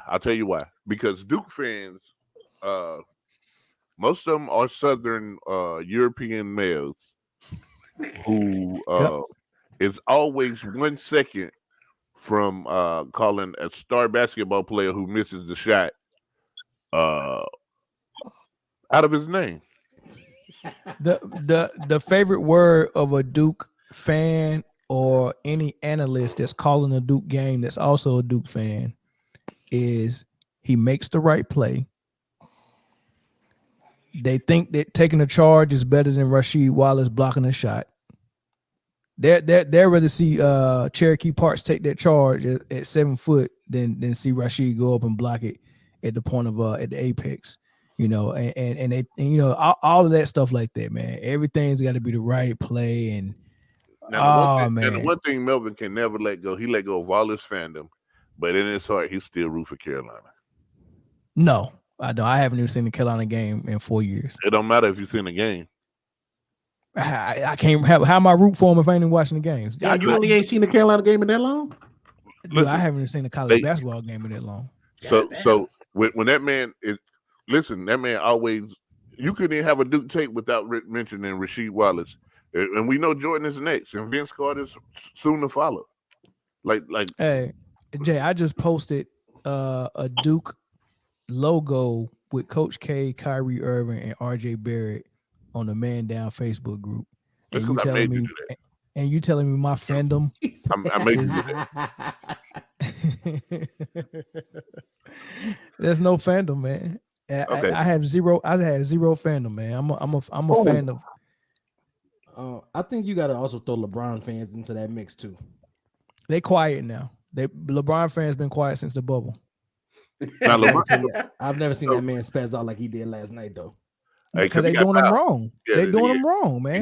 He was the first superstar that don't even get star calls. That's what Darvin Ham said. He was like, the best player in the world is not getting any calls. Well, KD wasn't in that game, but I get what he was trying to say. But this is my thing. This is what you ain't ready for that, man.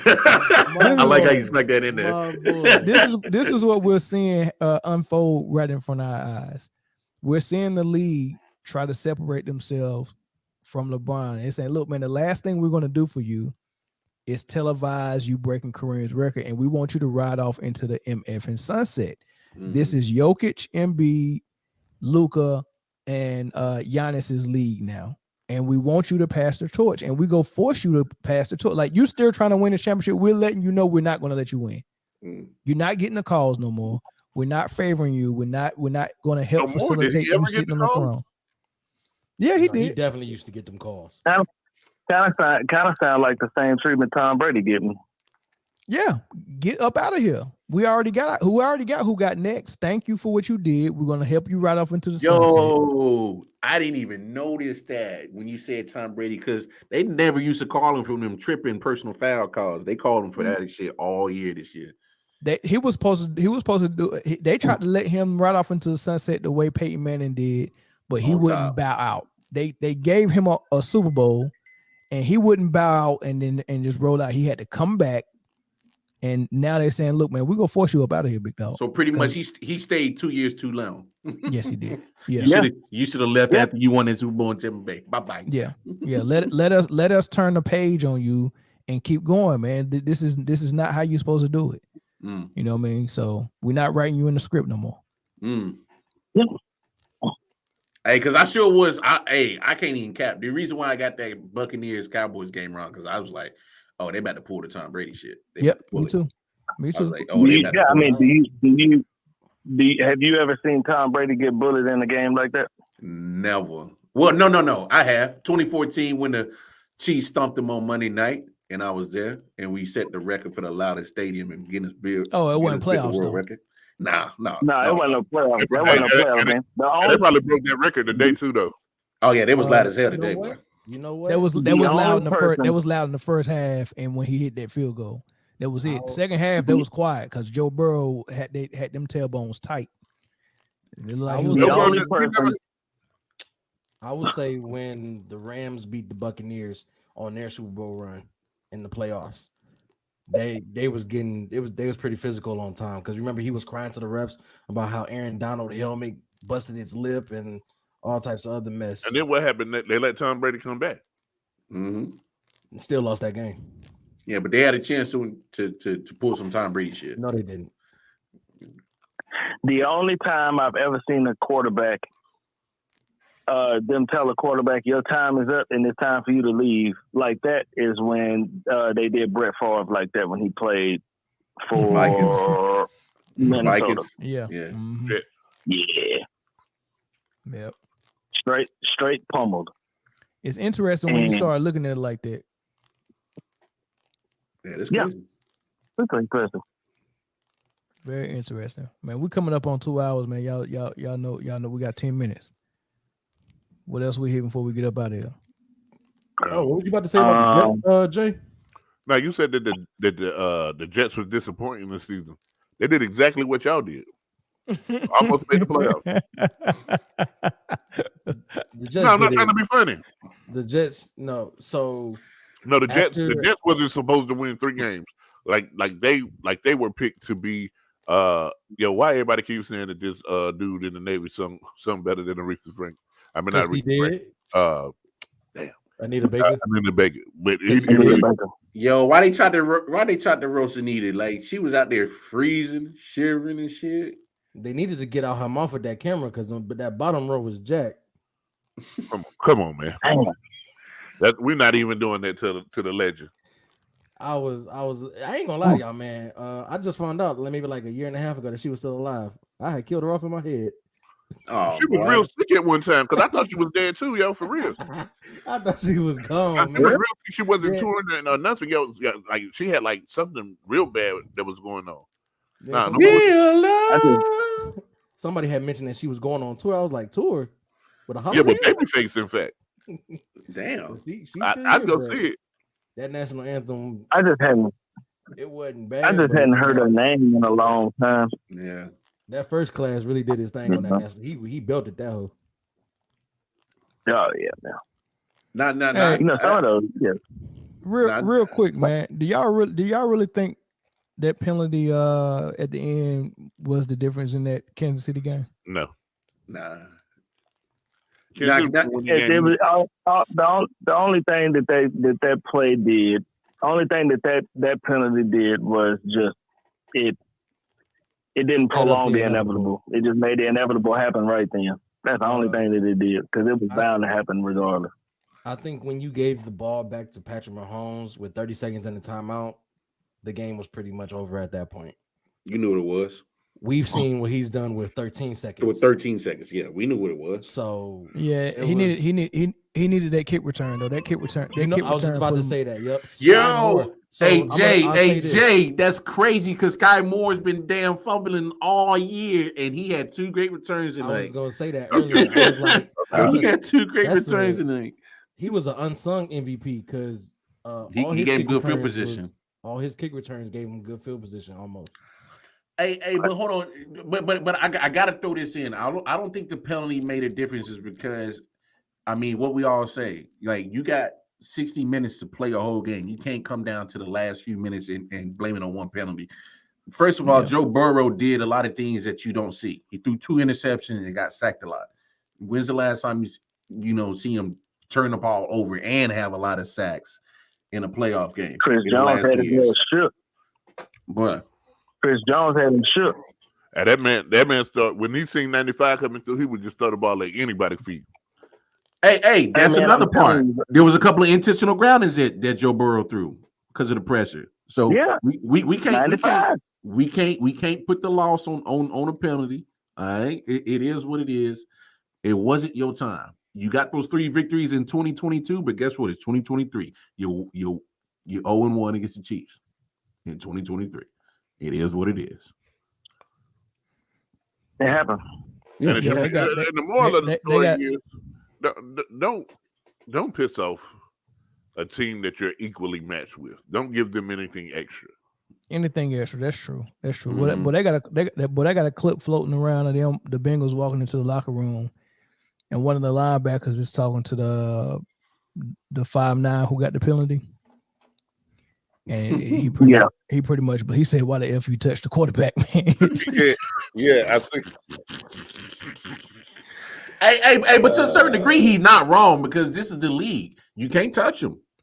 You can't touch the quarterback. You get to the sideline. You might as well slide, do whatever you got to do to stay away from him. Because if you stay away from him, especially a quarterback like Patrick Mahomes, he gonna get that call. You can't get close to him on the sideline. Armando said it right there. That was the call I had a problem with, for real. Man, that was first of all, that was like 2 intentional grounders they didn't even call. And one of them was on Pat Mahomes. the intentional grounding that the Eagles got, the possession after that, Pat Mahomes threw one away. But his got past the line of scrimmage. His got past the line of scrimmage, though, I think. So did Burrows. No, not that last one. That joint was like 2 or 3 yards short of the line of scrimmage, man. He literally threw it at. He literally threw it at his left tackle that was right in his face. As Burrow or Mahomes? No, Burrow. No, like you said, P-Ryan was in the area, and it was no, line of he was scrimmage. 2, 3 yards, bro. No, you gotta get. You gotta like get 6 yards from the ball. You gotta get the ball You gotta across get. the line You of gotta scrimmage. get close to them. Unless it's a screenplay, and that's why they throw the ball at the running back's feet. That ball was nowhere near the running back's feet. Patrick Mahomes did the same shit and got away with it because we was watching it at work and we was all looking at it, waiting for the flag because it looked like the exact same play that Burrow got flagged for. Y'all didn't have HD at work. No, I did. I definitely did. I was watching on my phone, so that's. I'm just playing, Chris, man. I'm playing. I'm sorry. You probably got an iPhone. Screen's real small. Nope, iPhone 14 Pro Max, big joint. Yeah, if you'd have had the Samsung Galaxy, yeah. Nah. Hey, LaCour didn't see it. LaCour didn't see it because y'all iPhone stayed with the cracked screen. He didn't see it. Oh no, this is perfectly clear. But that smudge got confused with the crack. If Jay drop his Galaxy, the battery falling out. Internal battery. Hey, but hold on. Here's a call. Here's a call that I think caused it, and I don't think it would have made a difference in the game. But with the Eagles got away with that Devontae Smith catch.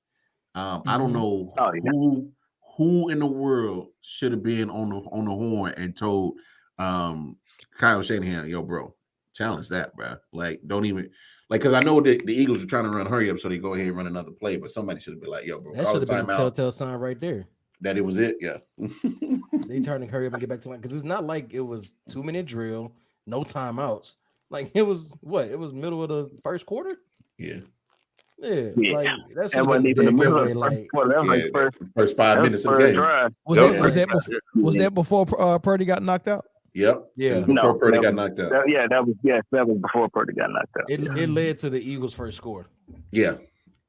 Yeah. So because they scored on the next play. I think. Or within the next two. The next two. Yeah, and then Miles Sanders did that female dance in the end zone. I was like, man, golly, that man rocking his hips and then did the little daggone. I said, man, that's boy, if that ain't sweet, boy. And that's how old, y'all. That's how old Melvin is. You don't even realize that all the kids doing that thing. You living in the age of TikTok, brother. I hope dudes ain't doing that, man. That's sweet. Hey, Jay, did you see the Royal Rumble last night? Yeah. Nah, what's sweet was a New Day over there doing the damn 69 butt slapping shit. That was some sweet shit. Bro. I actually turned when they did that. I was like, yo, man, maybe everybody was right. I should not be watching this shit. Mel would clutch his imaginary pearls if he was on TikTok. Bro.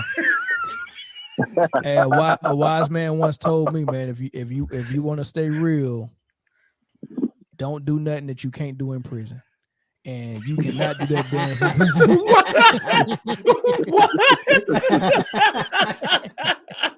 What?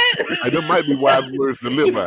If you can't do it in prison, you ain't got no business doing it, man. That's some sound advice. I never heard that one before, but that's very true. Yeah, it's very true, man. Don't sag your pants. Don't walk around with no drawers on. Don't do hip thrust dance in front of no dude. Nah, if you can't do it in prison, don't do it, man. Hey, you gotta clip that. I'm using that one from now on.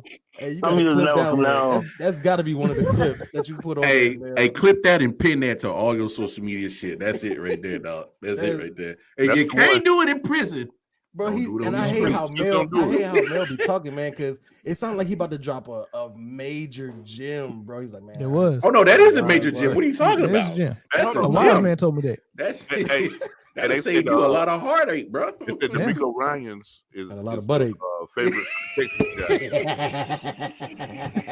Would you say that Texas guy, Mel? Huh? They say D'Amico Ryan is the favorite for the Texans job. Would you take that if you was him? Hell no. No. I'm not. No. Look, I'm no, not. you a black coach, stay away from Houston. If I'm a black coach, I'm staying away from any project. You're not about to have me come in here and be a stopgap and build something up. And then before you drafted the franchise quarter, we got the first round draft pick. Now you got to go.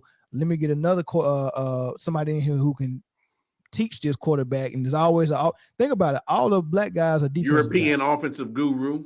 Exactly. Hey, that bring North Turner in before they retain your black ass. Real would be the perfect fit for Houston right now. They better go and call John Gruden.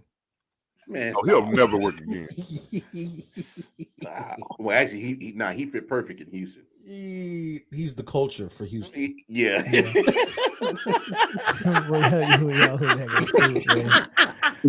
Gruden is the culture. Y'all stupid. Fits him All like right, man. We're at 2 hours, man. Hey, I do want to give a shout out to Chris for getting some podcasting equipment, man. He got a mic, the man got a light on him, got a nice camera, man. That man looking real legit. I almost sound good. That dude is doing his daggone thing over there, man. Yeah, Corey, take notes, baby. Man, I'm trying. Yo. Hey, I love you, Corey. Hey, and I thought about having you on the show tomorrow, but then I was like, nah. He ain't got no mic. I've been seeing Corey's equipment on the Man Down show. I don't know if I can have that shit on my show. Hey, no, for real. I thought about having you on my show, like legit. I thought about it. I was like, man, it'd be nice to talk football with some good football people. I was like, man, Corey be nice. And I was like, I saw them I saw him on the last time a Man Down. I was like, Y'all remember? Y'all remember when Hey, what you say, Mel? Healthy scratch.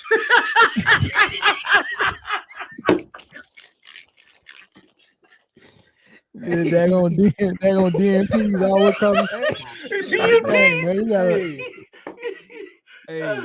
Y'all remember when Iron Man was in the cave? That's what it looked like every time Corey come over, man.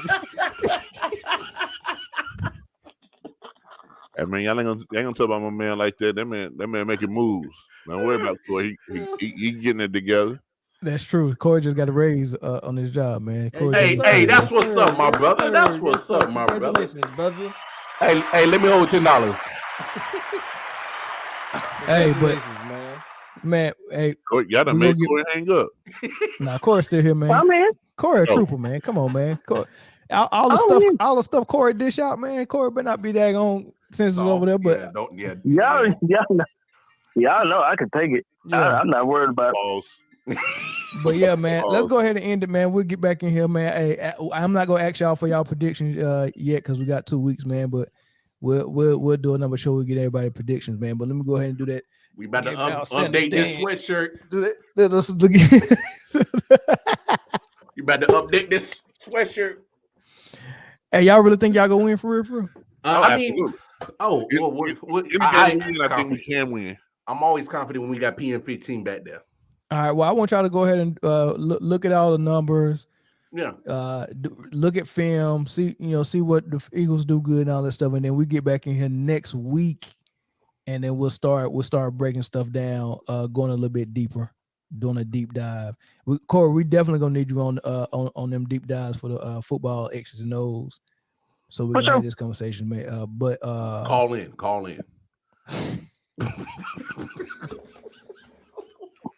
Yeah, cause we can't be seeing Corey looking like he's giving out SOS messages every time he get on. Hey, call in, cuz. Boy, they trying to think you like a war where you out there, boy. But Jay, dude, this is the funny thing though. Chris finally can talk about somebody equipment, but he got the worst mic on the market. Hey, Chris, thump your boom on right quick. No, Lord. Don't do it. Don't fall for it. Lord. Oh, yeah. That sound like a missed field goal, boy. Yeah, Lord. Oh, man. It's no good. Cowboys game. No good. Hit the upright, man. Look at Lamar. Is that what they do? I don't know that what he did. Corey, so Chris hit me up a couple of nights ago. Like, tell me what I need to buy. Man, I picked out a perfect mic for him. Look, bro, I done own this. I still have this mic. This mic is good. This is the price. Blah blah blah. Man, perfect mic. perfect. He said, bet. 2 days later, man, he come on the podcast. He was like, man, my mic just came in the mail. He plugged it up, said, how I sound. We was all like pure dude shit, nigga. Like, you sounded better before you got on the mic. Like, this is like, what do you do? I said, why you ain't get the mic I told you to get? I found something cheaper, much cheaper. I found something cheaper. Yeah. I'm on the man now show and shit. Hey, man, listen. We all can't be big ballers and shot callers like y'all up there, man. Bruh, you know what I'm saying? Look, your phone costs more than you could have bought that mic 1,000 times for the price of your phone. I would rather have a mic than no mic. That's like saying I would rather have a girl and this girl is Roseanne than no girl. I was about to say that sound like some pedophile logic. Roseanne, my mic is not give me bad, the no girl all day long, man. Hey, if I gotta choose between no girl and Roseanne, I'm going with no girl. My mic is not that bad. Hey, Mel, No, you got the Roseanne and mics. Hey, time to get in tune with myself. Fuck Roseanne. Exactly. Yeah. You could have picked somebody else other than Roseanne, man. I amplify my own voice. I amplify my own. Welcome to the. You gonna talk dirty to yourself? Yeah. You riding with DJ Chris on the Quiet Storm. Man, yeah, that's that. You know what? As a matter of fact, I'm gonna show you. Nah, I ain't gonna do that. Nah, don't do it. So what? So what? So what? Chris, stop. Nah, Stop. Stop. No, I want to know. All right, Oh, hell no. For listening and watching. Yep. Hey man, appreciate y'all, man. We up out of here, man. All right, peace.